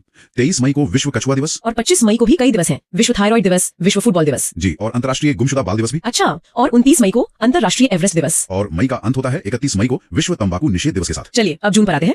1 जून को विश्व दुग्ध दिवस। हाँ, लेकिन 5 जून का दिन शायद पर्यावरण के लिहाज से साल के सबसे महत्वपूर्ण दिनों में से एक है। विश्व पर्यावरण दिवस। बिल्कुल। और इसके ठीक 2 दिन बाद 7 जून को विश्व खाद्य सुरक्षा दिवस, सुरक्षित और पौष्टिक भोजन के महत्व पर जोर देने के लिए। जी, 8 जून को विश्व मस्तिष्क ट्यूमर दिवस और 9 जून को अंतर्राष्ट्रीय अभिलेख दिवस। 12 जून को विश्व बाल श्रम विरोधी दिवस। ये एक बहुत ही गंभीर सामाजिक मुद्दा है। हाँ, फिर स्वास्थ्य के क्षेत्र में 14 जून का दिन भी खास है, विश्व रक्तदाता दिवस। और 17 जून को विश्व मरुस्थलीकरण एवं सूखा निवारण दिवस। 18 जून को अंतर्राष्ट्रीय पिकनिक दिवस। 20 जून को विश्व शरणार्थी दिवस और फिर आता है 21 जून अंतर्राष्ट्रीय योग दिवस। अब तो ये पूरी दुनिया में प्रसिद्ध हो गया है। हाँ, भारत की ये दिन अब एक वैश्विक उत्सव बन चुकी है। और 21 जून को विश्व संगीत दिवस भी होता है। योग और संगीत दोनों ही मन को शांति देते हैं। बिल्कुल। फिर 23 जून को ओलंपिक दिवस और 25 जून को संविधान हत्या दिवस। 26 जून को अंतर्राष्ट्रीय नशा व मादक पदार्थ निषेध दिवस। और महीने के अंत में 29 जून को राष्ट्रीय सांख्यिकी दिवस। ये महान सांख्यिकीविद पीसी महालनोबिस के जन्मदिन पर है। और 30 जून को अंतर्राष्ट्रीय संसदीय दिवस। बिल्कुल। जुलाई की शुरुआत यानी 1 जुलाई एक साथ कई दिवस लेकर आती है। हाँ, इस दिन राष्ट्रीय चिकित्सक दिवस होता है, डॉक्टर विधान चंद्र रॉय की स्मृति में। साथ ही चार्टर्ड अकाउंटेंट दिवस और जीएसटी दिवस भी 1 जुलाई को ही होते हैं। सही। और 2 जुलाई को विश्व खेल पत्रकार दिवस, 4 जुलाई को अमेरिकी स्वतंत्रता दिवस, 6 जुलाई को विश्व जूनोसिस दिवस। जी, और 9 जुलाई को राष्ट्रीय विद्यार्थी दिवस। फिर 11 जुलाई को विश्व जनसंख्या दिवस। ये तो बढ़ती आबादी से जुड़ी चुनौतियों पर ध्यान आकर्षित करता है। हाँ, इसके बाद 15 जुलाई विश्व युवा कौशल दिवस। 17 जुलाई अंतर्राष्ट्रीय आपराधिक न्याय दिवस। और 18 जुलाई का दिन भी बहुत खास है, अंतर्राष्ट्रीय नेल्सन मंडेला दिवस। जी, रंग भेद के खिलाफ उनके लंबे संघर्ष को याद करने का दिन। 20 जुलाई को अंतर्राष्ट्रीय शतरंज दिवस। और भारत के लिए 26 जुलाई एक गौरव का दिन है, कारगिल विजय दिवस, 1999 में कारगिल युद्ध में भारतीय सेना की जीत का प्रतीक। बिल्कुल। और महीने के अंत में पर्यावरण से जुड़े 2 महत्वपूर्ण दिन है, 28 जुलाई को विश्व प्रकृति संरक्षण दिवस और 29 जुलाई को विश्व बाघ दिवस। जी, बाघों के संरक्षण के लिए एक वैश्विक अभियान। अब अगस्त का महीना, इसकी शुरुआत 6 अगस्त को हिरोशिमा दिवस से होती है। हाँ, जो हमें परमाणु हथियारों की विभीषिका की याद दिलाता है। और 7 अगस्त को राष्ट्रीय भाला फेंक दिवस। जी, नीरज चोपड़ा के ओलंपिक स्वर्ण पदक की ऐतिहासिक जीत के सम्मान में। और इसी दिन राष्ट्रीय हथकरघा दिवस भी होता है। फिर 9 अगस्त को विश्व आदिवासी दिवस। हाँ, दुनिया भर के स्वदेशी लोगों के अधिकारों को समर्पित। और 10 अगस्त को 2 दिवस हैं, विश्व शेर दिवस और विश्व जैव ईंधन दिवस। अच्छा, इसके बाद 12 अगस्त, इस दिन अंतर्राष्ट्रीय युवा दिवस मनाया जाता है। हाँ, यहाँ ध्यान देना होगा कि राष्ट्रीय युवा दिवस जनवरी में और अंतर्राष्ट्रीय वाला अगस्त में होता है। सही, इसी दिन विश्व हाथी दिवस भी है। जी, 13 अगस्त को विश्व अंगदान दिवस और फिर आता है 15 अगस्त हमारा स्वतंत्रता दिवस। लेकिन इससे ठीक एक दिन पहले 14 अगस्त को अब विभाजन विभीषिका स्मृति दिवस के रूप में याद किया जाता है। जी, ताकि विभाजन के दर्द को कभी भुलाया ना जा सके। ये बहुत संवेदनशील और जरूरी कदम है। बिल्कुल। 19 अगस्त को विश्व फोटोग्राफी दिवस और विश्व मानवतावादी दिवस। और 20 अगस्त को सद्भावना दिवस और विश्व मच्छर दिवस। हाँ, और 23 अगस्त को अब राष्ट्रीय अंतरिक्ष दिवस के रूप में मनाया जाएगा। चंद्रयान 3 की सफल लैंडिंग का प्रतीक। जी, 26 अगस्त को महिला समानता दिवस और अंतर्राष्ट्रीय कुत्ता दिवस। और महीने के अंत में 29 अगस्त को राष्ट्रीय खेल दिवस, हॉकी के जादूगर मेजर ध्यानचंद का जन्मदिन। और 30 अगस्त को राष्ट्रीय लघु उद्योग दिवस। अब सितंबर, जी। 5 सितंबर को हम सब शिक्षक दिवस मनाते हैं। जी, डॉक्टर सर्वपल्ली राधाकृष्णन का जन्मदिन। और दिलचस्प बात यह है कि इसी दिन अंतर्राष्ट्रीय दान दिवस भी होता है। अच्छा। हाँ। और 8 सितंबर को अंतर्राष्ट्रीय साक्षरता दिवस। हाँ, और 10 सितंबर को विश्व आत्महत्या रोकथाम दिवस। फिर 14 सितंबर हिंदी दिवस। पर मेरा एक सवाल है, साल में हिंदी दिवस 2 बार आता है, 1 जनवरी में और 1 सितंबर में, इनमें क्या अंतर है? ये बहुत अच्छा सवाल है। देखिए, 14 सितंबर को जो मनाते हैं वो राष्ट्रीय हिंदी दिवस है। अच्छा। 1949 में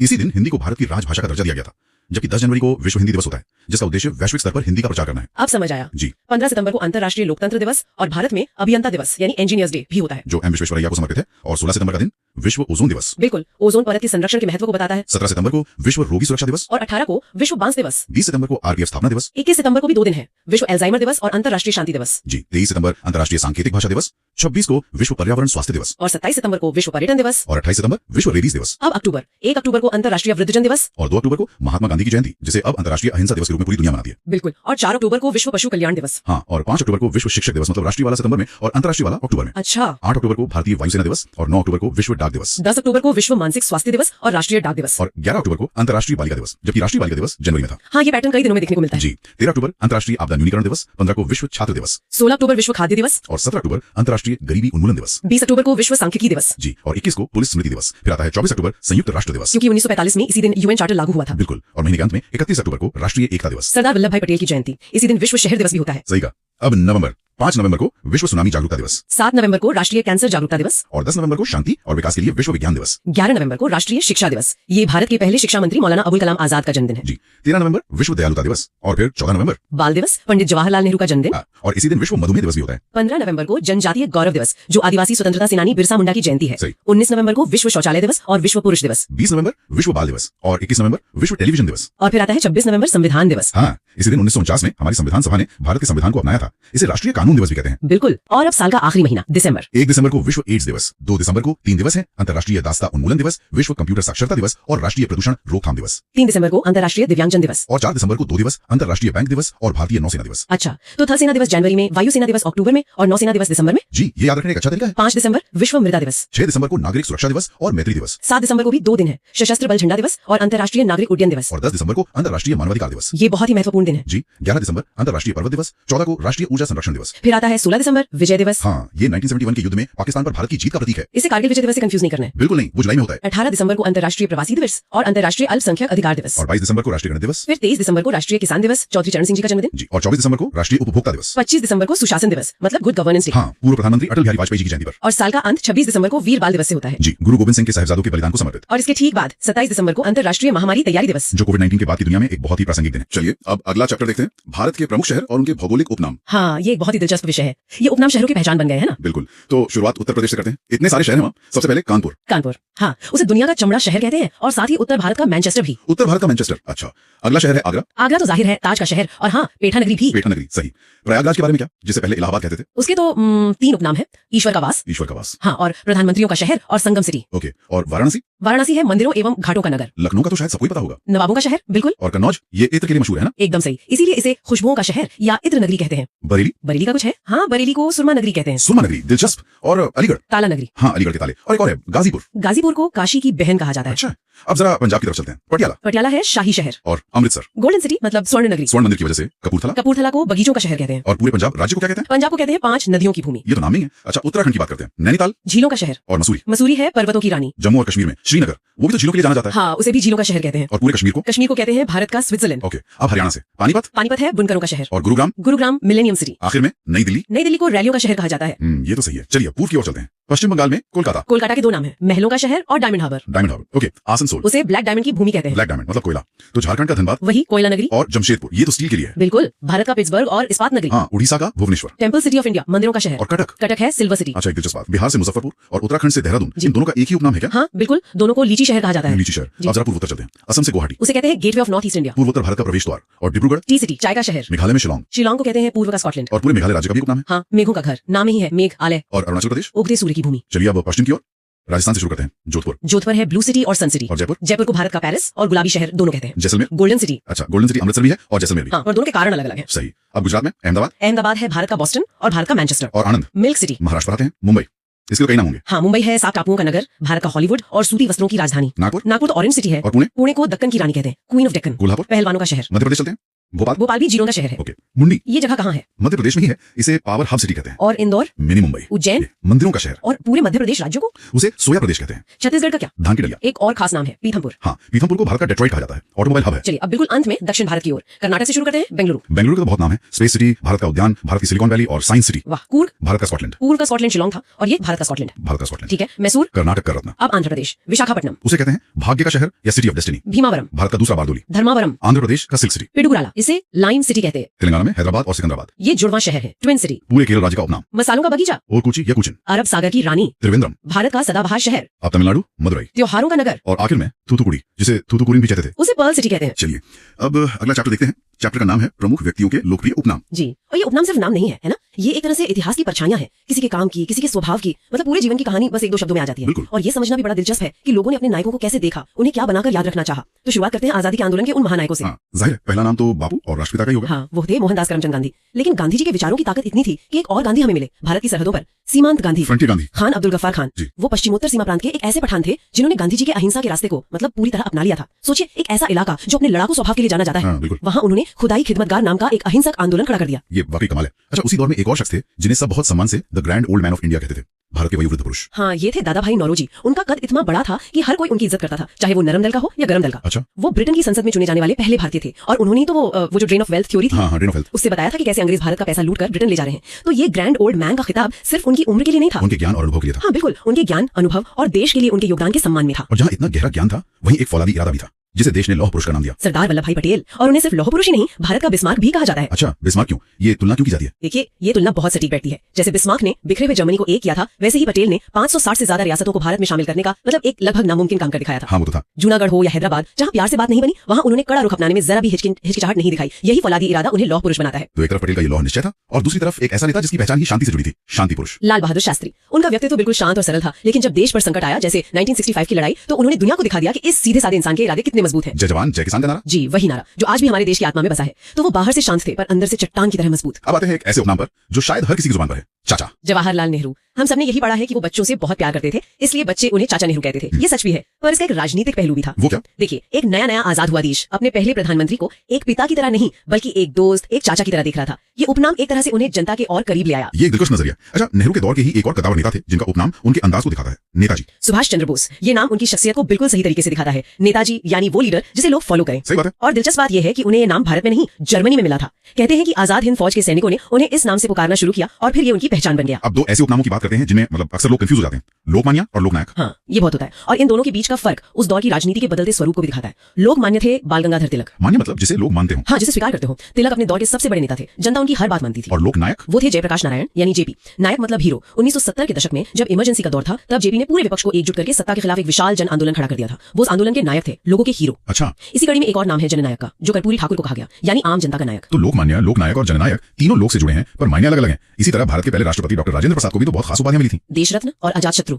देश रत्न यानी देश का रत्न, लेकिन अजात शत्रु ज्यादा दिलचस्प है। जिसका कोई दुश्मन पैदा ना हुआ हो, जैसे देशबंधु।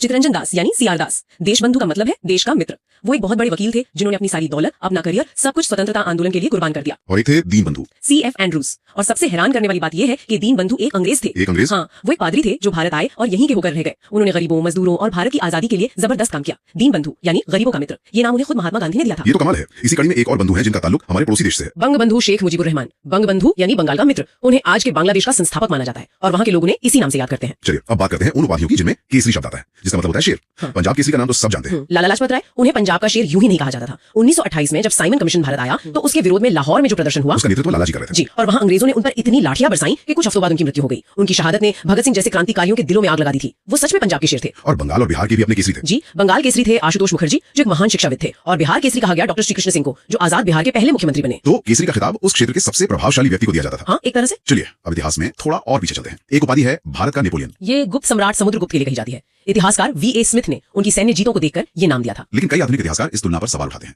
वो कहते हैं कि ये एक औपनिवेशिक नजरिया है। हाँ, ये नुकता बहुत जरूरी है कि भारतीय महानता को समझाने के लिए भी यूरोपीय पैमाना क्यों इस्तेमाल करें। सच तो यह है कि समुद्रगुप्त की विजय नेपोलियन से सदियों पहले की थी और अपने आप में अद्वितीय थी। ऐसी ही एक और तुलना है भारतीय मैकियावेली। चाणक्य, उनकी कूटनीति और अर्थशास्त्र ग्रंथ की वजह से। लेकिन यहाँ भी सवाल वही है कि क्या ये तुलना सही है? मैकियावेली और चाणक्य के दर्शन में बहुत अंतर था। बिल्कुल। अच्छा, एक और तुलना है कश्मीर का अकबर। हाँ, जैनुल अबिदीन को कहा गया। ये तुलना काफी हद तक सही बैठती है। जैसे अकबर ने धार्मिक सहिष्णुता की नीति अपनाई थी, वैसे ही जैनुल अबिदीन ने भी कश्मीर में हिंदुओं पर लगे जजिया कर को हटाया था और तोड़े गए मंदिरों को फिर से बनवाया। जी, इसीलिए लोग उन्हें बड़ शाह यानी महान शासक भी कहते थे। और एक शासक ऐसा भी था जिसे कोई उपाधि तो नहीं मिली, लेकिन इतिहास ने उसे एक अजीब सा नाम दे दिया, विरोधाभासों का मिश्रण। मोहम्मद बिन तुगलक। उसकी योजनाएं समय से बहुत आगे की थी, लेकिन उनका अमल इतना खराब होता था कि वो विनाशकारी साबित होती थी। जैसे वो टोकन करेंसी वाली बात। हाँ बिल्कुल, विचार शानदार था, चीन में सफल भी हो रहा था, लेकिन तुगलक ने एक बड़ी गलती कर दी। उसने सिक्के बनाने पर राज्य का एकाधिकार स्थापित नहीं किया। नतीजा, हर घर में टकसाल खुल गई और जाली सिक्कों की बाढ़ आ गई। जी, और पूरी अर्थव्यवस्था चौपट हो गई। यही है विरोधाभासों का मिश्रण, एक शानदार विचार का विनाशकारी अंत। अब जरा साहित्य और कला की दुनिया में आते हैं। भारत का शेक्सपियर ये किसे कहा जाता है? महाकवि कालिदास को। उनके नाटक अभिज्ञान शाकुंतलम जैसे नाटकों की तुलना शेक्सपियर के नाटकों से की जाती है। हालांकि यहाँ भी वही बात है कि कालिदास का अपना एक अलग और बहुत ऊंचा स्थान है। और रविंद्रनाथ टैगोर, उनके तो कई उपनाम थे। जी, उन्हें गुरुदेव, कवि गुरु और विश्व कवि कहा गया।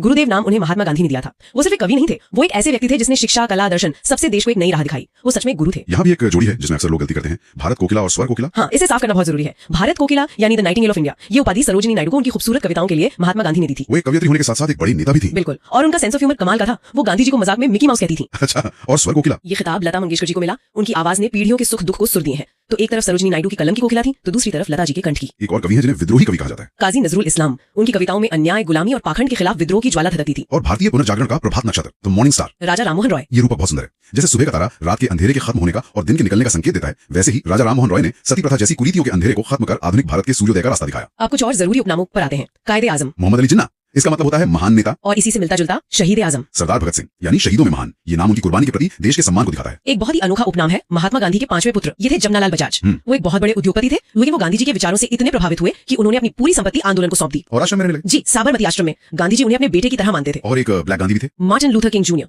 उन्होंने अमेरिका में अश्वेत लोगों के नागरिक अधिकारों के लिए गांधी जी के अहिंसा और सत्याग्रह के रास्ते को अपनाया। ये दिखाता है कि गांधी के विचार की कोई सीमा नहीं थी। कुछ और नाम भी हैं जो अक्सर सुनने को मिलते हैं, जैसे महामना। हाँ, महामना पंडित मदन मोहन मालवीय को कहा गया उनके महान मन और बनारस हिंदू विश्वविद्यालय की स्थापना जैसे कामों के लिए। राजा जी, चक्रवर्ती राजगोपालाचारी उनकी बुद्धि और राजनीतिक समझ के लिए। और गुरुजी, MS गोलवालकर का उपनाम था। हरियाणा की राजनीति का एक बहुत मजबूत उपनाम था ताऊ। चौधरी देवीलाल। ताऊ का मतलब है बड़े भाई या चाचा। ये नाम उनकी जनता से सीधे जुड़ाव को दिखाता है। इसी तरह बाबूजी का उपनाम जगजीवन राम के साथ जुड़ गया। और अंत में जिनके बिना भारतीय सिनेमा की कहानी शुरू ही नहीं हो सकती, भारतीय फिल्मों के पितामह धुंडीराज गोविंद फाल्के, जिन्हें हम सब सम्मान से दादा साहेब फाल्के कहते हैं। उन्होंने ही भारत की पहली फिल्म राजा हरिश्चंद्र बनाई थी। तो चलिए अब अगला चैप्टर देखते हैं, महत्वपूर्ण समितियां एवं प्रमुख आयोग। हाँ, ये बहुत ही दिलचस्प विषय है। सबसे पहले हम भारत की कुछ सबसे महत्वपूर्ण समितियों पर नजर डालते हैं, खासकर वो जो आर्थिक और बैंकिंग सुधारों से जुड़ी है। बिल्कुल। तो शुरुआत करते हैं नरसिम्हन समिति से। नरसिम्हन समिति, हाँ, ये समिति मतलब एक तरह से भारत के बैंकिंग सेक्टर के लिए एक मील का पत्थर थी। अच्छा। इसका काम था बैंकिंग संरचना में सुधार लाना। उस वक्त जो सिस्टम था उसे पूरी तरह बदलने की जरूरत थी। और फिर एक नाम आता है जानकी रमन समिति। जी, जानकी रमन समिति का गठन हुआ था बैंकों और जो वित्तीय संस्थाएं हैं उनके सिक्योरिटीज के लेन देन की जांच के लिए। मतलब उस दौर के जो घोटाले हुए थे उससे संबंधित। हाँ बिल्कुल, उसी की जांच के लिए। एक और समिति है MN गोइपोरिया समिति। गोइपोरिया समिति का फोकस बहुत अलग था। वो क्या था? वो सीधे तौर पे ग्राहक सेवा से जुड़ी थी, मतलब बैंकिंग सेक्टर में कस्टमर सर्विस को कैसे बेहतर बनाया जाए। अच्छा, ये तो आम आदमी के लिए बहुत जरूरी रहा होगा। हाँ बहुत। फिर SS तारापुर समिति का भी जिक्र आता है। तारापुर समिति ये थोड़ी टेक्निकल थी। इसका काम था पूंजी खाते की परिवर्तनीयता पर सलाह देना, यानी कैपिटल अकाउंट कन्वर्टिबिलिटी। जी बिल्कुल। और एक नाम जो हाल के वर्षों में काफी चर्चा में रहा, रघुराम राजन समिति। हाँ, रघुराम राजन समिति का काम था वित्तीय क्षेत्र में सुधारों की एक पूरी रूपरेखा तैयार करना। एक बहुत ही व्यापक रिपोर्ट थी उनकी। एक समिति जिसका नतीजा हम आज भी देखते हैं, शिवरामन सिंह समिति। ओ हाँ, ये तो बहुत ही महत्वपूर्ण है। कैसे? इसी समिति की सिफारिश पर राष्ट्रीय कृषि और ग्रामीण विकास बैंक मतलब नाबार्ड की स्थापना हुई थी। अच्छा, तो नाबार्ड की नींव इस समिति ने रखी थी। जी। चलिए अब कुछ उद्योग और अर्थव्यवस्था से जुड़ी दूसरी समितियों को देखते हैं। सत्यम समिति। सत्यम समिति का संबंध वस्त्र नीति से था, टेक्सटाइल पॉलिसी के लिए। और महाजन समिति, वो चीनी उद्योग से जुड़ी समस्याओं के लिए बनाई गई थी। PC महालनोबिस समिति, ये नाम तो बहुत सुना हुआ लगता है। हाँ, प्रोफेसर महालनोबिस, इनकी समिति राष्ट्रीय आय के आकलन से जुड़ी थी, मतलब नेशनल इनकम एस्टिमेशन। फिर है RN मल्होत्रा समिति। मल्होत्रा समिति का उद्देश्य था बीमा क्षेत्र में सुधार करना, इंश्योरेंस सेक्टर में। और डॉक्टर विजय केलकर समिति। केलकर समिति, इनका काम था सार्वजनिक निजी भागीदारी मॉडल को, मतलब जो PPP मॉडल है उसे फिर से मजबूत करना, उसे पुनर्जीवित करना। हाँ, पुनर्जीवित करना। एक और नाम है YH मालेगाम समिति। मालेगाम समिति सूक्ष्म वित्त संस्थाओं यानी माइक्रो फाइनेंस इंस्टीट्यूशंस की स्थापना से संबंधित थी। अब बात करते हैं कर सुधार यानी टैक्स रिफॉर्म से जुड़ी समितियों की। इसमें सबसे पहला नाम आता है राजा चलैया समिति का। हाँ, राजा चलैया समिति तो भारत में टैक्स सुधारों की बुनियाद मानी जाती है। और वांचू समिति। वांचू समिति का फोकस था प्रत्यक्ष कर मतलब डायरेक्ट टैक्स। तो फिर रेखी समिति। वो अप्रत्यक्ष कर यानी इनडायरेक्ट टैक्स के लिए थी। अच्छा, तो चलैया ने एक बड़ी रूपरेखा दी और वांचू और रेखी ने उसे डायरेक्ट और इनडायरेक्ट टैक्स में लागू किया। बिल्कुल सही। और अंत में कुछ और जरूरी समितियां जैसे सुरेश तेंदुलकर समिति। ये समिति निर्धनता रेखा मतलब गरीबी के आकलन के लिए बनी थी। मीरा सेठ समिति। मीरा सेठ समिति का संबंध हथकरघा के विकास से था, हैंडलूम सेक्टर के लिए। और सबसे हालिया और चर्चित के कस्तूरी रंगन समिति। जी, इन्होंने ही नई शिक्षा नीति जो 2020 में आई उसका मसौदा तैयार किया था। तो ये तो हुई समितियां। अब हम कुछ प्रमुख आयोगों पर नजर डालते हैं। हाँ, आयोगों का दायरा और भी बड़ा होता है। शुरुआत करते हैं शिक्षा से जुड़े आयोगों से। सबसे पहले हंटर आयोग 1882 का। देखिए, हंटर नाम से 2 आयोग हैं। अच्छा। जो 1882 का हंटर आयोग था उसका काम था भारतीय शिक्षा का मूल्यांकन करना और उसमें सुधार के लिए सुझाव देना। ठीक है। और मुदालियार आयोग। मुदालियार आयोग खास तौर पर माध्यमिक शिक्षा यानी सेकेंडरी एजुकेशन से संबंधित था। और फिर कोठारी आयोग 1964 का। कोठारी आयोग तो बहुत ही व्यापक था, इसे पूरी स्कूली शिक्षा प्रणाली में सुधार के लिए ही गठित किया गया था। तो अब आते हैं दूसरे हंटर आयोग पर 1919 वाला। हाँ, ये बिल्कुल अलग था। ये एक जांच आयोग था। किस चीज की जांच? इसे जलियांवाला बाग हत्याकांड की जांच के लिए बनाया गया था। और फिर एक बहुत ही विवादास्पद आयोग साइमन आयोग। जी, 1927-28 में। इसका काम था भारत में उत्तरदायी शासन की प्रगति की जांच करना, जिसका बहुत विरोध हुआ था। हाँ, क्योंकि उसमें कोई भी भारतीय सदस्य नहीं था। अब कुछ राजनीतिक हत्याओं से जुड़े जांच आयोगों की बात करते हैं। ठक्कर आयोग। ठक्कर आयोग का गठन इंदिरा गांधी हत्याकांड की जांच के लिए हुआ था। और जैन आयोग। वो राजीव गांधी हत्याकांड की जांच से संबंधित था। एक और बहुत लंबा चलने वाला आयोग था लिब्रहन आयोग। हाँ, लिब्रहन आयोग को बाबरी मस्जिद विध्वंस की जांच के लिए बनाया गया था। श्री कृष्णन आयोग का भी नाम आता है। श्री कृष्ण आयोग ने मुंबई में जो दंगे हुए थे उनकी जांच की थी। और मुखर्जी आयोग। मुखर्जी आयोग नेताजी सुभाष चंद्र बोस की जो कथित गुमशुदगी थी उस विषय में जांच के लिए था। एक और आयोग जिसने काफी सुर्खियां बटोरी, नानावती मेहता आयोग। जी, 2002 का। ये गोधरा ट्रेन आगजनी और उसके बाद जो गुजरात में दंगे हुए उसकी जांच के लिए था। फूकन आयोग का क्या काम था? फूकन आयोग वो जो तहलका.com ने वीडियो टेप जारी किए थे उसकी जांच के लिए बना था। चलिए अब कुछ सामाजिक और प्रशासनिक सुधारों से जुड़े आयोगों को देखते हैं। विटली आयोग 1929। ये बहुत पुराना है। इसका काम था श्रमिकों की समस्याओं की जांच करना। और एक ऐसा आयोग जिसने भारतीय राजनीति को हमेशा के लिए बदल दिया, मंडल आयोग। मंडल आयोग, हाँ, 1979 में। इसका काम था सामाजिक या शैक्षणिक रूप से जो पिछड़े वर्ग हैं उनकी पहचान करना। और इसी की सिफारिश पर आरक्षण लागू हुआ था। जी बिल्कुल। और आखिर में सरकारी आयोग 1983। सरकारी आयोग भी बहुत महत्वपूर्ण है। इसे केंद्र राज्य संबंधों की समीक्षा के लिए बनाया गया था। Central state relations. हाँ, उनके बीच के संतुलन को बनाए रखने के लिए इसने कई सुझाव दिए थे। तो चलिए अब अगला चैप्टर देखते हैं, महत्वपूर्ण संगठन। बिल्कुल। और शुरुआत करते हैं कुछ वित्तीय और आर्थिक संस्थानों से। हाँ, सबसे पहले बात करते हैं भारतीय रिजर्व बैंक यानी RBI की। जी। इसका मुख्यालय तो मुंबई में है। जी। लेकिन एक दिलचस्प बात यह है कि 1937 से पहले ये कोलकाता में था। अच्छा। हाँ, इसकी स्थापना 1 अप्रैल 1935 को हुई थी। और जो सबसे जरूरी बात है याद रखने वाली वो ये कि शुरुआत में ये एक प्राइवेट बैंक था। प्राइवेट, देश का सेंट्रल बैंक। जी, लेकिन 1949 में इसका राष्ट्रीयकरण हो गया और तब से ये पूरी तरह से भारत सरकार के स्वामित्व में है। और इसका मुख्य काम? इसका मुख्य काम है मौद्रिक नीति तैयार करना और उसकी निगरानी करना। और एक और फैक्ट जो एग्जाम में अक्सर आता है, RBI के पहले गवर्नर थे ओसबॉर्न स्मिथ। ठीक है, तो ये तो हुई बैंकों की बात। अब आते हैं सेबी पर। भारतीय प्रतिभूति और विनिमय बोर्ड। हाँ, इसका मुख्यालय भी मुंबई में है और स्थापना हुई 12 अप्रैल 1992 को। बिल्कुल, ये शेयर बाजार का रेगुलेटर है। और परीक्षा के लिहाज से ये जानना बहुत महत्वपूर्ण है कि इसकी स्थापना शिवरामन समिति की सिफारिश के आधार पर की गई थी। इस पर भी पूरी तरह से भारत सरकार का ही स्वामित्व है। ठीक है, अब एक ऐसा वित्तीय संस्थान जिसका मुख्यालय मुंबई से बाहर है, सिडबी। हाँ, भारतीय लघु उद्योग एवं विकास बैंक। इसका मुख्यालय लखनऊ में है। ये बात ध्यान देने वाली है। इसकी स्थापना हुई थी 2 अप्रैल 1990 को। और जैसा कि नाम से ही जाहिर है, इसका मुख्य उद्देश्य है देश के जो सूक्ष्म और लघु उद्योग हैं, मतलब एमएसएमईज, उनको आर्थिक सहायता देना। तो ये तो हो गए हमारे आर्थिक निकाय। अब चलते हैं कुछ वैज्ञानिक और अनुसंधान संगठनों की तरफ। जरूर, शुरुआत डीआरडीओ से करते हैं। रक्षा अनुसंधान एवं विकास संगठन, इसका मुख्यालय नई दिल्ली में है और स्थापना हुई 1958 में। हाँ, और इसका स्लोगन भी बहुत दिलचस्प है, बलस्य मूलम विज्ञानम। बल का मूल विज्ञान है, बिल्कुल सही। अब आते हैं भारत के गौरव ISRO पर। भारतीय अंतरिक्ष अनुसंधान संगठन, मुख्यालय बेंगलुरु। स्थापना हुई थी 15 अगस्त 1969 को और इसके संस्थापक थे डॉक्टर विक्रम ए साराभाई जी, जिन्हें father of Indian space programme भी कहा जाता है। सही। यहाँ कुछ और भी महत्वपूर्ण बिंदु हैं, जैसे ISRO को पहले भारतीय राष्ट्रीय अंतरिक्ष अनुसंधान समिति यानी इनकोस्पार के नाम से जाना जाता था। अच्छा, इनकोस्पार। हाँ, और भारत का जो पहला उपग्रह था आर्यभट्ट, वो 19 अप्रैल 1975 को लॉन्च किया गया था, लेकिन तब हमने सोवियत संघ की मदद ली थी। हमारे पास अपनी लॉन्चिंग टेक्नोलॉजी नहीं थी तब। बिल्कुल। और एक और बात, विक्रम साराभाई स्पेस सेंटर केरल के तिरुवनंतपुरम में है, बेंगलुरु में नहीं। ये कंफ्यूजन हो जाता है कई बार। ये ध्यान रखने वाली बात है। चलिए अब परमाणु अनुसंधान की ओर बढ़ते हैं। BARC, भाभा परमाणु अनुसंधान केंद्र। इसका मुख्यालय मुंबई के ट्राम्बे में है। स्थापना हुई 1954 में और संस्थापक जाहिर है डॉक्टर होमी जहांगीर भाभा। और यहाँ एक बहुत ही रोचक तथ्य है। बताइए। अप्सरा, ये जो नाम है, ये ना केवल भारत का बल्कि पूरे एशिया का पहला परमाणु रिएक्टर था। पूरे एशिया का? कमाल है। जी हाँ, और इसे बनाने में यूनाइटेड किंगडम ने हमारी सहायता की थी। बहुत खूब। चलिए अब जल्दी से कुछ और वैज्ञानिक परिषदों को भी देख लेते हैं। वैज्ञानिक तथा औद्योगिक अनुसंधान परिषद यानी CSIR, मुख्यालय नई दिल्ली, स्थापना 1942। फिर है भारतीय कृषि अनुसंधान परिषद ICAR, ये भी नई दिल्ली में है और इसकी स्थापना काफी पहले 1929 में हुई थी। अब आता है भारतीय पुरातत्व सर्वेक्षण ASI, मुख्यालय नई दिल्ली और स्थापना हुई थी 1861 में। 1861 मतलब अंग्रेजों के समय में। जी बिल्कुल। और आखिर में भारतीय वन सर्वेक्षण FSI, इसका मुख्यालय देहरादून में है। हाँ, और इसका पुनर्गठन 1981 में हुआ था। सही। तो अब कुछ नियामक और अन्य प्राधिकरणों पर एक नजर डालते हैं। Regulatory bodies. हाँ, सबसे पहले TRI, भारतीय दूरसंचार विनियामक प्राधिकरण, मुख्यालय नई दिल्ली, स्थापना 20 फरवरी 1997। फिर UIDAI, जिससे हम सबको आधार मिला। भारतीय विशिष्ट पहचान प्राधिकरण, मुख्यालय नई दिल्ली और स्थापना 28 जनवरी 2009। इसके बाद है भारतीय मानक ब्यूरो BIS, नई दिल्ली, स्थापना 1 अप्रैल 1987। ये 1986 के अधिनियम के तहत हुई थी। और खाने पीने की चीजों पर जिसका लोगो हम सब देखते हैं FSSAI। भारतीय खाद्य सुरक्षा एवं मानक प्राधिकरण, नई दिल्ली, स्थापना 2008। फिर आता है भारतीय राष्ट्रीय राजमार्ग प्राधिकरण NHAI, मुख्यालय नई दिल्ली, स्थापना 1995, लेकिन इसका अधिनियम 1988 में आया था। और अंत में केंद्रीय प्रदूषण नियंत्रण बोर्ड CCPB। ये भी नई दिल्ली में है और इसकी स्थापना 1974 में हुई थी। चलिए तो अब इस चर्चा के आखिर में भारत के प्रमुख परमाणु ऊर्जा संयंत्रों की एक त्वरित सूची देख लेते हैं। हम स्थापना वर्ष के क्रम में चलेंगे। बिल्कुल। तो सबसे पहले आता है तारापुर परमाणु ऊर्जा स्टेशन, महाराष्ट्र में। स्थापना हुई थी 1969 में। हाँ, और इसकी क्षमता है 1400 मेगावाट। इसके बाद है मद्रास परमाणु ऊर्जा स्टेशन, जिसे कल्पक्कम भी कहते हैं। ये तमिलनाडु में है, स्थापना 1984 और क्षमता 440 मेगावाट। फिर है नरोरा परमाणु ऊर्जा स्टेशन, उत्तर प्रदेश में। स्थापना 1991, क्षमता इसकी भी 440 मेगावाट है। अगला है काकरापार परमाणु ऊर्जा स्टेशन, गुजरात में। स्थापना 1993 और इसकी क्षमता है 700 मेगावाट। फिर 21वीं सदी में आते हैं केगा परमाणु ऊर्जा संयंत्र, कर्नाटक में। साल 2000 में स्थापना हुई और क्षमता 880 मेगावाट। और सबसे आखिर में जो सबसे नया भी है, कुडनकुलम परमाणु ऊर्जा संयंत्र। ये तमिलनाडु में है, स्थापना 2013 और इसकी क्षमता सबसे ज्यादा 2000 मेगावाट है। तो चलिए अब अगला टॉपिक देखते हैं, प्रमुख देशों के राष्ट्रीय पक्षी। और भारत से ही शुरू करते हैं। जब भी हम भारत के राष्ट्रीय पक्षी के बारे में सोचते हैं तो जाहिर है ख्याल आता है भारतीय मोर का। बिल्कुल, मोर सिर्फ खूबसूरत नहीं है ना, मतलब हमारी संस्कृति और इतिहास से भी वो बहुत गहरा जुड़ा हुआ है। हाँ, ये तो है। लेकिन ये देखना बड़ा दिलचस्प है कि हमारे पड़ोसी देशों ने कितने अलग अलग पक्षी चुने हैं। जैसे पाकिस्तान का राष्ट्रीय पक्षी है चकोर। अच्छा, चकोर। हाँ, और उसके बारे में बड़ी दिलचस्प लोक कथाएं हैं। कहते हैं कि वो चांद से इतना प्रेम करता है कि उसे पाने के लिए उड़ता रहता है। अरे वाह, मतलब सिर्फ एक पक्षी नहीं, एक पोएटिक सिंबल है। बिल्कुल। और इसी तरह देखिए श्रीलंका का जंगली मुर्गा है जो उनके द्वीप के लिए खास है। म्यांमार ने ग्रे मयूर तीतर को चुना है और नेपाल ने हिमालयन मोनाल को। सारे रंग समाये हुए हैं, पहाड़ों की खूबसूरती दिखाता है वो। तो एक तरफ सुंदरता है, दूसरी तरफ कहानियां। लेकिन कुछ देशों ने बड़े और शक्तिशाली शिकारी पक्षियों को भी तो अपना प्रतीक बनाया है, जैसे संयुक्त राज्य अमेरिका का बाल्ड ईगल। हाँ, ये एक बहुत अच्छा पॉइंट है। ईगल या बाज जैसे जो पक्षी हैं वो आसमान पर राज करते हैं। वो शक्ति, स्वतंत्रता और दूरदृष्टि का प्रतीक है। तो अमेरिका के लिए एकदम सही प्रतीक था। और ये सिर्फ अमेरिका तक ही सीमित नहीं है ना? नहीं, बिल्कुल नहीं। इसी लिस्ट में मिस्र का गोल्डन ईगल या स्टेपी ईगल भी शामिल है। इसका संबंध तो उनके प्राचीन देवताओं से रहा है। मतलब सदियों पुराना प्रतीक है। जी हाँ। और स्पेन का स्पेनिश इंपीरियल ईगल है। और एक और शानदार उदाहरण है दक्षिण सूडान का अफ्रीकी फिश ईगल। अफ्रीकी फिश ईगल? हाँ, उसकी एक बहुत ही खास गूंजने वाली आवाज है, उसे अफ्रीका की आवाज भी कहते हैं। अच्छा, तो एक तरफ ये उड़ने वाले शिकारी हो गए, लेकिन क्या कुछ देशों ने इसका ठीक उल्टा रास्ता भी चुना है? मतलब ऐसे पक्षी जो शायद उड़ भी नहीं सकते। आपने बिल्कुल सही पकड़ा, ऑस्ट्रेलिया और न्यूजीलैंड। हाँ? ऑस्ट्रेलिया का राष्ट्रीय पक्षी एमू है और न्यूजीलैंड का कीवी। ये दोनों ही बहुत अनोखे हैं और अपनी जमीन से जुड़े हुए हैं। बिल्कुल, ये उनकी अनोखी पहचान और वन्य जीवों का प्रतीक है। यूरोप की बात करें तो वहाँ क्या स्थिति है? यूरोप में कहानी मिली जुली है। वहाँ कुछ देशों ने ऐसे पक्षियों को चुना है जो लोगों के घरों में रोज दिखते हैं। जैसे यूनाइटेड किंगडम का यूरोपियन रॉबिन, वो छोटा सा प्यारे से नारंगी सीने वाला पक्षी। हाँ, देखा है, क्रिसमस कार्ड पर अक्सर होता है। सही। और इसी तरह स्वीडन का आम ब्लैकबर्ड है जो अपने सुरीले गीत के लिए जाना जाता है। मतलब प्रतीक का बड़ा और ताकतवर होना जरूरी नहीं है। बिल्कुल, लोगों के दिलों से जुड़ा होना ज्यादा जरूरी है। और कोई अनोखा उदाहरण जो आपको खास तौर पर याद हो? हाँ, एक तो जापान का हरा तीतर है और एक मेरा पसंदीदा है सूडान का सचिव पक्षी। सचिव पक्षी, ये कैसा नाम है? उसके लंबे पैर और सिर पर पंखों का गुच्छा देखकर ऐसा लगता है जैसे उसने अपने कान पर कलम लगा रखी हो। अच्छा। और वो जमीन पर सांपों का शिकार करता है। वाकई बहुत अनोखा प्रतीक है ये तो। चलिए अब देखते हैं प्रमुख देशों के राष्ट्रीय पशु। यहाँ भी भारत का राष्ट्रीय पशु बंगाल टाइगर। हाँ, बंगाल टाइगर है, शक्ति और शाही अंदाज का प्रतीक। और मजे की बात यह है कि ये सिर्फ हमारा ही नहीं बल्कि बांग्लादेश का भी राष्ट्रीय पशु है। सच में? जी, सुंदरबन जो दोनों देशों में फैला है, इन बाघों का सबसे बड़ा घर जो है। यहाँ तक कि म्यांमार का राष्ट्रीय पशु भी बाघ ही है। वाह। और बाघ की तरह ही शेर भी कई देशों का प्रतीक है। हाँ, जंगल का राजा जो ठेरा। सिंगापुर का तो नाम ही सिंह पर पड़ा है, सिंहपुरा। लायन सिटी, बिल्कुल। लेकिन ग्रेट ब्रिटेन, बेल्जियम और डेनमार्क, इन यूरोपीय देशों ने शेर को क्यों चुना? शेर तो वहाँ प्राकृतिक रूप से पाए भी नहीं जाते। इसका संबंध असल में उनके शाही इतिहास से है। मध्यकाल में शेर को साहस और राजसी शक्ति का सबसे बड़ा प्रतीक माना जाता था। अच्छा, तो ये एक ऐतिहासिक प्रतीक है। जी, ये जानवर उनकी जमीन का न होते हुए भी उनकी शाही विरासत का हिस्सा है। अब बड़े जानवरों में भालू भी तो एक शक्तिशाली प्रतीक है, खासकर रूस का रशियन बेयर तो हम हमेशा सुनते हैं। हाँ, रूस का यूरेशियन ब्राउन भालू उनकी राष्ट्रीय शक्ति का प्रतीक है और पड़ोसी देश फिनलैंड ने भी भूरे भालू को ही अपना राष्ट्रीय पशु चुना है।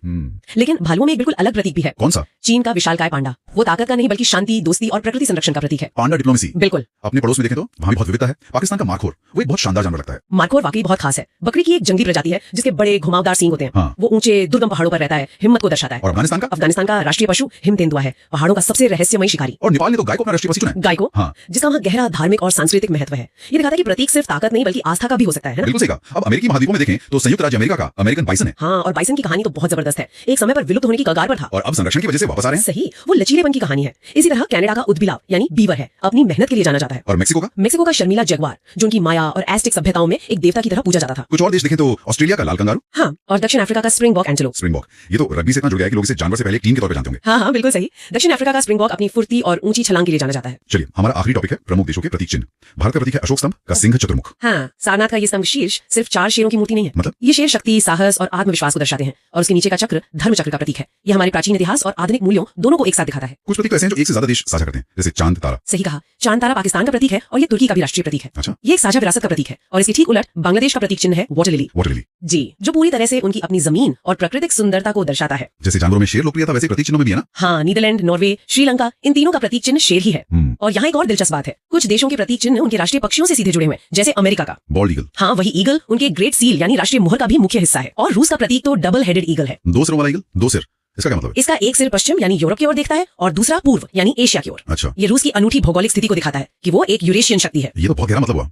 लेकिन कुछ प्रतीक बहुत सरल होते हैं, जैसे आप एक मेपल का पत्ता देखते हैं। कनाडा। हाँ, दिमाग में सिर्फ एक ही देश आता है, कनाडा। बिल्कुल, मेपल का पत्ता कनाडा की प्रकृति और एकता का एक अचूक प्रतीक है। और इटली की सफेद लिली, वो असल में स्टेला डी इटालिया है, यानी इटली का सितारा। और इजराइल का कैंडल ड्रम, जिसे मेनोरा कहते हैं, जो उनके हजारों साल पुराने इतिहास और यहूदी धर्म का एक बहुत ही पवित्र प्रतीक है। और फिर न्यूजीलैंड है, जो शायद तय नहीं कर पाया कि उसे कौन सा एक प्रतीक चुनना है। कह सकते हैं न्यूजीलैंड की पहचान किसी एक चीज में नहीं बनती है। मतलब? उनके पास कीवी पक्षी है, सदर्न क्रॉस है और सिल्वर फर्न भी शामिल है। ये दिखाता है कि एक देश की पहचान कई अलग अलग चीजों से मिलकर बन सकती है। चलिए, अब अगला चैप्टर देखते हैं, प्रमुख उद्योग और राष्ट्रीय संस्थाएं। हम भारत की महारत्न, नवरत्न और मिनी रत्न कंपनियों से शुरुआत करेंगे। ये श्रेणियां सार्वजनिक क्षेत्र के उपक्रमों के लिए, मतलब पीएसयूज के लिए बहुत महत्वपूर्ण है। बिल्कुल, और इसमें सबसे पहले बात करते हैं महारत्न कंपनियों की। ये आप कह सकते हैं भारत की सबसे बड़ी और सबसे लाभदायक सरकारी कंपनियां होती हैं। तो किसी कंपनी को महारत्न का दर्जा मिलता कैसे है? इसके लिए क्या मानदंड है? महारत्न दर्जे के लिए कुछ बहुत ही सख्त शर्तें हैं। पहली बात, कंपनी का शेयर बाजार में लिस्टेड होना जरूरी है। फिर पिछले 3 सालों में कंपनी का जो औसत कारोबार है वो 25,000 करोड़ रुपए से ज्यादा होना चाहिए। 25,000 करोड़? हाँ, और इसी दौरान कंपनी का औसत नेट प्रॉफिट 5,000 करोड़ रुपए से ज्यादा होना चाहिए। और एक और चीज, पिछले 3 वर्षों से उसकी जो सालाना नेटवर्थ है वो 15,000 करोड़ रुपए से ज्यादा होनी चाहिए। ये तो मतलब आंकड़े बहुत बड़े हैं। बिल्कुल, और एक सबसे जरूरी बात, कंपनी के पास पहले से नवरत्न का दर्जा होना चाहिए। अच्छा, तो ये एक तरह का प्रमोशन है, आप सीधे महारत्न नहीं बन सकते। सही पकड़ा, ये काफी सख्त मानदंड है। तो भारत में ऐसी कितनी कंपनियां हैं अभी की बात करें तो भारत में कुल 13 महारत्न कंपनियां हैं। 13। चलिए, कुछ प्रमुख कंपनियों और उनके स्थापना वर्ष और मुख्यालय पर एक नजर डालते हैं। जरूर। जैसे भारत हेवी इलेक्ट्रिकल्स लिमिटेड यानी भेल, ये 1964 में बनी थी और इसका हेडक्वार्टर नई दिल्ली में है। हाँ, फिर एक और बड़ा नाम है Bharat petroleum corporation limited, BPCL, 1976 और मुख्यालय मुंबई। सही। और कोल इंडिया लिमिटेड को कैसे भूल सकते हैं, 1975 कोलकाता। फिर है गैस अथॉरिटी इंडिया लिमिटेड, गेल, 1984 नई दिल्ली। और एक और petroleum company Hindustan petroleum corporation limited, HPCL, ये 1974 में बनी थी और मुंबई में बेस्ड है। Indian oil corporation limited, IOCL, ये तो शायद सबसे पुरानी में से एक होगी। 1959 नई दिल्ली। हाँ बिल्कुल, ऑयल है। पावर सेक्टर में है national thermal power corporation limited, NTPC, 1975 New Delhi. और जाहिर है oil and national gas corporation limited, ONGC, 1956 New Delhi. Steel authority of India limited, SAIL, भी इसी लिस्ट में है, 1973 नई दिल्ली। और power grid corporation of India limited, ये 1989 में बनी और इसका मुख्यालय गुरुग्राम में है। इस सूची में और भी हैं, जैसे पावर फाइनेंस कॉर्पोरेशन 1986 नई दिल्ली और rural electrification corporation limited 1969 Delhi, साथ ही ऑयल इंडिया लिमिटेड 1959 नोएडा। तो ये थी महारत्न कंपनियां। अब महारत्न के बाद आती हैं नवरत्न कंपनियां। इनके लिए मतलब पात्रता के जो मानदंड है वो थोड़े अलग है। हाँ, मैंने पढ़ा था कि नवरत्न का दर्जा प्राप्त कंपनियां केंद्र सरकार की अनुमति के बिना 1,000 करोड़ रुपए तक के निवेश पर खुद ही निर्णय ले सकती हैं। सही कहा, ये एक बहुत बड़ी छूट है। और दर्जे के लिए कंपनी का पिछले 3 वर्षों में लगातार प्रॉफिट में रहना जरूरी है। अच्छा। और एक स्कोर हासिल करना होता है 100 में से 60 का। अच्छा। और भारत में कुल कितनी नवरत्न कंपनियां हैं? भारत में कुल 17 नवरत्न कंपनियां हैं। चलिए, इनके भी कुछ उदाहरण देखते हैं। जैसे Hindustan aeronautics limited, HAL, 1940 Bengaluru. हाँ। और भारत इलेक्ट्रॉनिक्स लिमिटेड, BEL, ये 1954 में बनी और ये भी बेंगलुरु में ही है। अच्छा। फिर है national aluminium company limited, NALCO, 1981 Odisha. और इंजीनियर्स इंडिया लिमिटेड, 1965 नई दिल्ली। एक और है राष्ट्रीय इस्पात निगम लिमिटेड, 1982 विशाखापट्टनम। इस सूची में और भी कई महत्वपूर्ण नाम हैं, जैसे container corporation of India limited, 1988 नई दिल्ली। और महानगर टेलीफोन निगम लिमिटेड, MTNL भी तो इसी में है, 1986 नई दिल्ली। हाँ। और shipping corporation of India 1950 Mumbai. और हाल ही में रेल विकास निगम लिमिटेड, 2003 नई दिल्ली। ठीक है, तो ये होगी नवरत्न। अब सबसे आखिर में आती है मिनी रत्न श्रेणी। इस योजना की शुरुआत 1997 में हुई थी। और जहां तक मुझे पता है वर्तमान में मिनी रत्न कंपनियों की संख्या 75 है। बिल्कुल, इनकी संख्या काफी ज्यादा है। इसके कुछ प्रमुख उदाहरण हैं, जैसे भारतीय विमानपत्तन प्राधिकरण, AI, या फिर Cochin shipyard limited, Hindustan copper limited और मिश्र धातु निगम लिमिटेड। बहुत अच्छे, तो ये तो हुई कंपनियां। अब कुछ महत्वपूर्ण राष्ट्रीय संस्थाओं की बात करते हैं। इनसे जुड़े सवाल अक्सर परीक्षाओं में आते हैं। जरूर। शुरुआत नाबार्ड से करते हैं। हाँ, नाबार्ड यानी national bank for agriculture and rural development. इसकी स्थापना 1982 में हुई थी और मुख्यालय मुंबई में है। इसका मुख्य काम, जैसा नाम से ही जाहिर है, देश के ग्रामीण क्षेत्रों पर ध्यान केंद्रित करना है। अगला है नीति आयोग। इसका पूरा नाम है national institution for transforming India. इसकी स्थापना 1 जनवरी 2015 को हुई, मुख्यालय नई दिल्ली में, और इसने योजना आयोग की जगह ली थी। इसके बाद है IRDAI यानी भारतीय बीमा विनियामक और विकास प्राधिकरण। स्थापना 1999 में हुई और इसका मुख्यालय हैदराबाद में है। इसका काम भारत में जो बीमा उद्योग है उसे रेगुलेट करना और लाइसेंस देना है। और सेबी, भारतीय प्रतिभूति और विनिमय बोर्ड, स्थापना 1988 में और मुख्यालय मुंबई में। इसका मुख्य काम तो हम सब जानते हैं, निवेशकों के हितों की रक्षा करना और शेयर बाजार को रेगुलेट करना। बिल्कुल। फिर है सिडबी, भारतीय लघु उद्योग और विकास बैंक। इसकी स्थापना 1990 में हुई और इसका मुख्यालय लखनऊ में है। ये एमएसएमई सेक्टर के लिए एक रेगुलेटरी बॉडी है। और एसोचैम भी है, 1920 नई दिल्ली। ये भारत में व्यापार और वाणिज्य के हितों का प्रतिनिधित्व करता है। हाँ, और टेलीकॉम सेक्टर के लिए है ट्राई, भारतीय दूरसंचार नियामक प्राधिकरण, 1997 नई दिल्ली। ये भारत में दूरसंचार के लिए एक स्वायत्त मतलब ऑटोनमस नियामक प्राधिकरण है। अच्छा। और बीआईएस, भारतीय मानक ब्यूरो, 1986 नई दिल्ली। ये भारत की राष्ट्रीय मानक निर्धारित करने वाली संस्था है। ISI मार्क वाला। हाँ, वही। और खाने पीने की चीजों के लिए है FSSAI, भारतीय खाद्य सुरक्षा और मानक प्राधिकरण। इसकी स्थापना तो 2008 में हुई, लेकिन इसने ठीक से काम करना 2011 में शुरू किया। मुख्यालय नई दिल्ली में है और इसका काम खाद्य श्रृंखला में सुरक्षा का पर्यवेक्षण करना है। एक और नाम है नास्कॉम, 1988 नोएडा। ये देश के IT और IT सक्षम सेवा उद्योग का प्रतिनिधित्व करता है। सही। और टैक्स के लिए है CBDT, central board of direct tax, 1963 नई दिल्ली। ये भारत में जो डायरेक्ट टैक्स कानून है उनको लागू करने वाली एजेंसी है। फिक्की, भारतीय वाणिज्य एवं उद्योग महासंघ।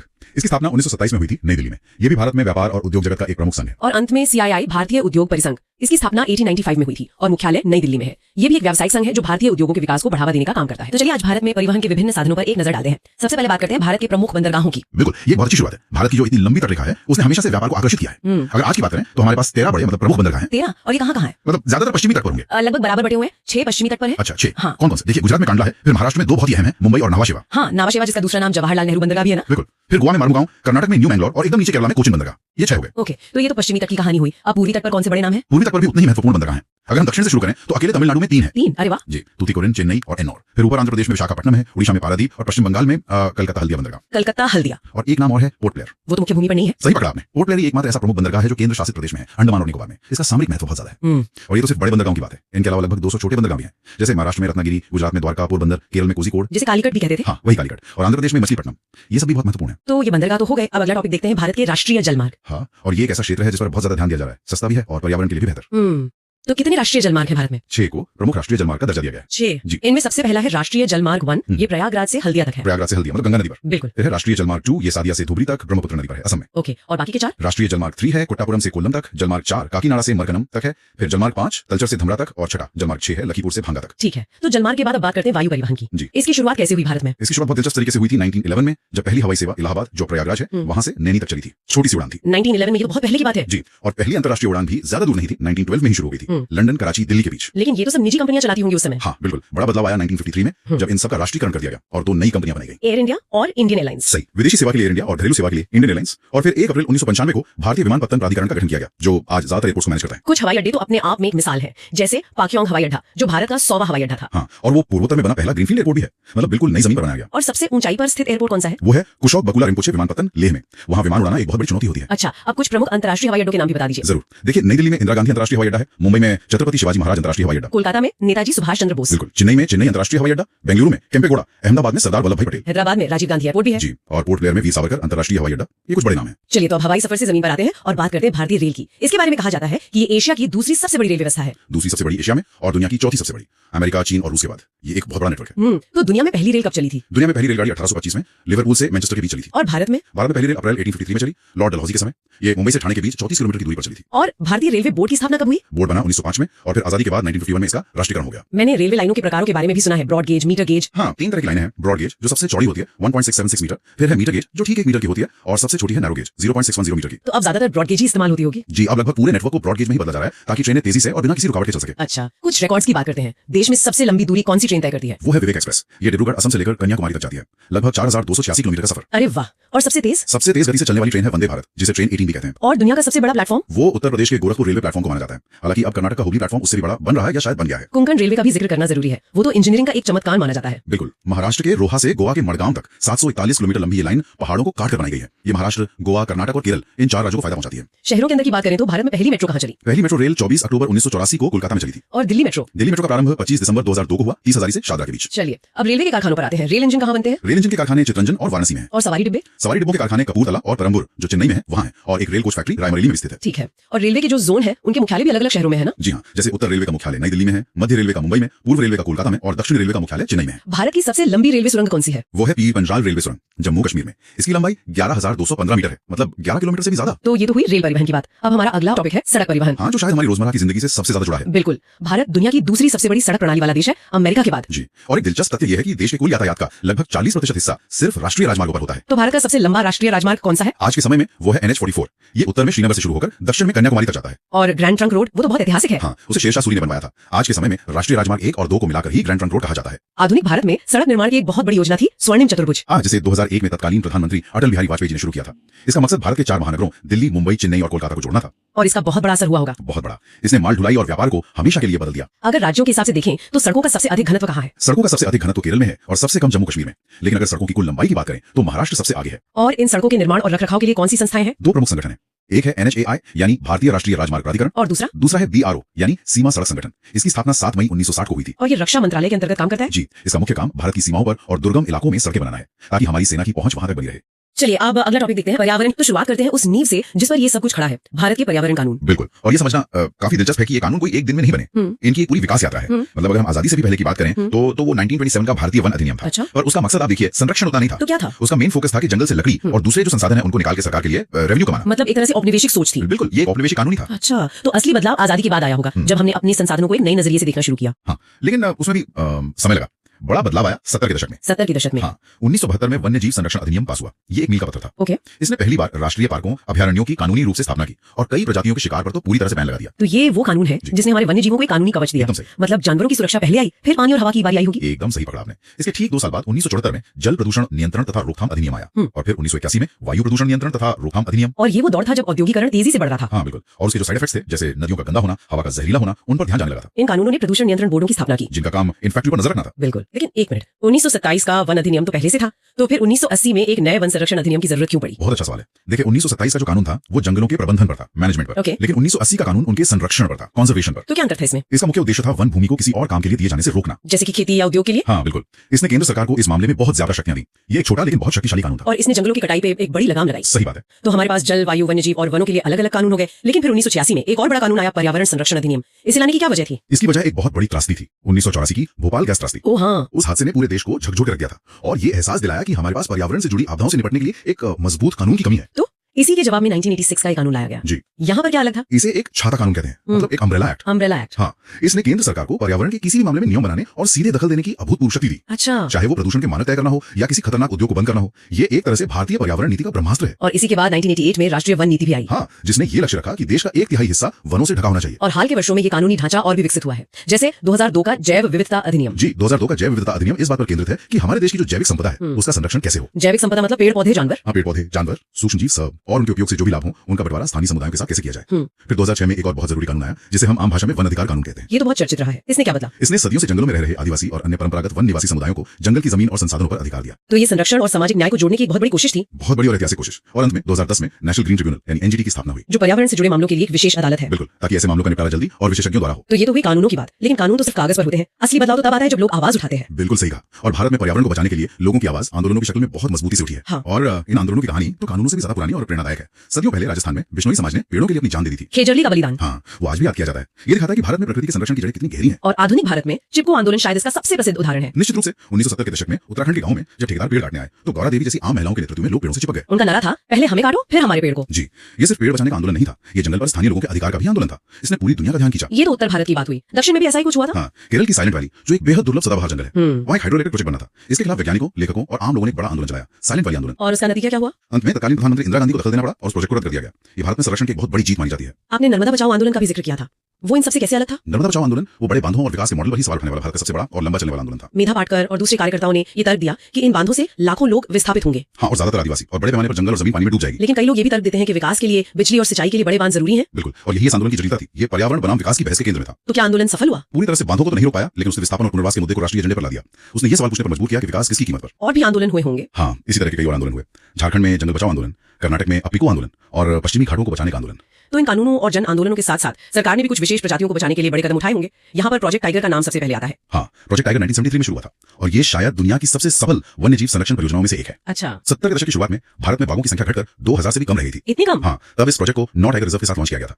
आज 50 से ज्यादा टाइगर रिजर्व हैं और बाघों की आबादी भी बढ़कर 3000 के पार हो गई है। ये तो एक बहुत बड़ी कामयाबी है। बिल्कुल। और प्रोजेक्ट टाइगर की सफलता ने शायद दूसरे जानवरों के लिए भी रास्ता खोला होगा, जैसे प्रोजेक्ट एलिफेंट। हाँ, 1992 में हाथियों और उनके कॉरिडोर्स को बचाने के लिए प्रोजेक्ट एलिफेंट शुरू किया गया। उनके आने जाने के रास्तों को बचाने के लिए। जी, बाघों की तरह हाथी भी एक अम्ब्रेला स्पीशीज है। मतलब अगर आप उन्हें बचाते हैं तो आप उनके साथ पूरे जंगल और उसमें रहने वाले अनगिनत दूसरे जीवों को भी बचाते हैं। अच्छा, प्रोजेक्ट टाइगर और प्रोजेक्ट एलिफेंट के बारे में तो बहुत लोग जानते हैं, लेकिन ये प्रोजेक्ट हंगुल क्या है? हंगुल, जिसे कश्मीरी बारहसिंगा भी कहते हैं, एक बेहद खूबसूरत और दुर्लभ हिरन की प्रजाति है। और ये सिर्फ कश्मीर में मिलती है? सिर्फ और सिर्फ कश्मीर के दाचिगाम नेशनल पार्क और उसके आसपास। एक समय था जब इनकी संख्या कुछ 100 में ही रह गई थी। ये गंभीर रूप से लुप्त प्राय प्रजाति है, इसीलिए इसे बचाने के लिए एक विशेष हंगुल परियोजना चलाई जा रही है। और इसी तरह गिद्धों के लिए, शेरों के लिए, गेंडों के लिए भी परियोजनाएं हैं। हाँ, गिद्ध संरक्षण प्रोजेक्ट है, एशियाई शेरों के लिए गिर सिंह परियोजना और एक सिंह वाले गेंडों के लिए गेंडा परियोजना चल रही है। तो भारत में तो ये सब हो रहा था, लेकिन पर्यावरण कोई सीमाएं नहीं देखता। चलिए देखते हैं कि वैश्विक स्तर पर कौन सी संस्थाएं इस काम को आगे बढ़ा रही थी। अंतर्राष्ट्रीय सहयोग बहुत जरूरी है। इसमें सबसे पुराने और प्रतिष्ठित संगठनों में से एक है IUCN, यानी अंतर्राष्ट्रीय प्रकृति संरक्षण संघ। ये कब बना था? यह 1948 में बना था। ज्यादातर लोग इसे इसकी रेड लिस्ट की वजह से जानते हैं। आपने IUCN की रेड लिस्ट का जिक्र किया, ये सुनने में तो बहुत गंभीर लगता है, पर ये है क्या? आप इसे एक तरह की ग्लोबल हेल्थ रिपोर्ट समझ सकते हैं, लेकिन यह पौधों और जानवरों के लिए है। अच्छा। IUCN दुनिया भर के हजारों वैज्ञानिकों के साथ मिलकर यह आकलन करता है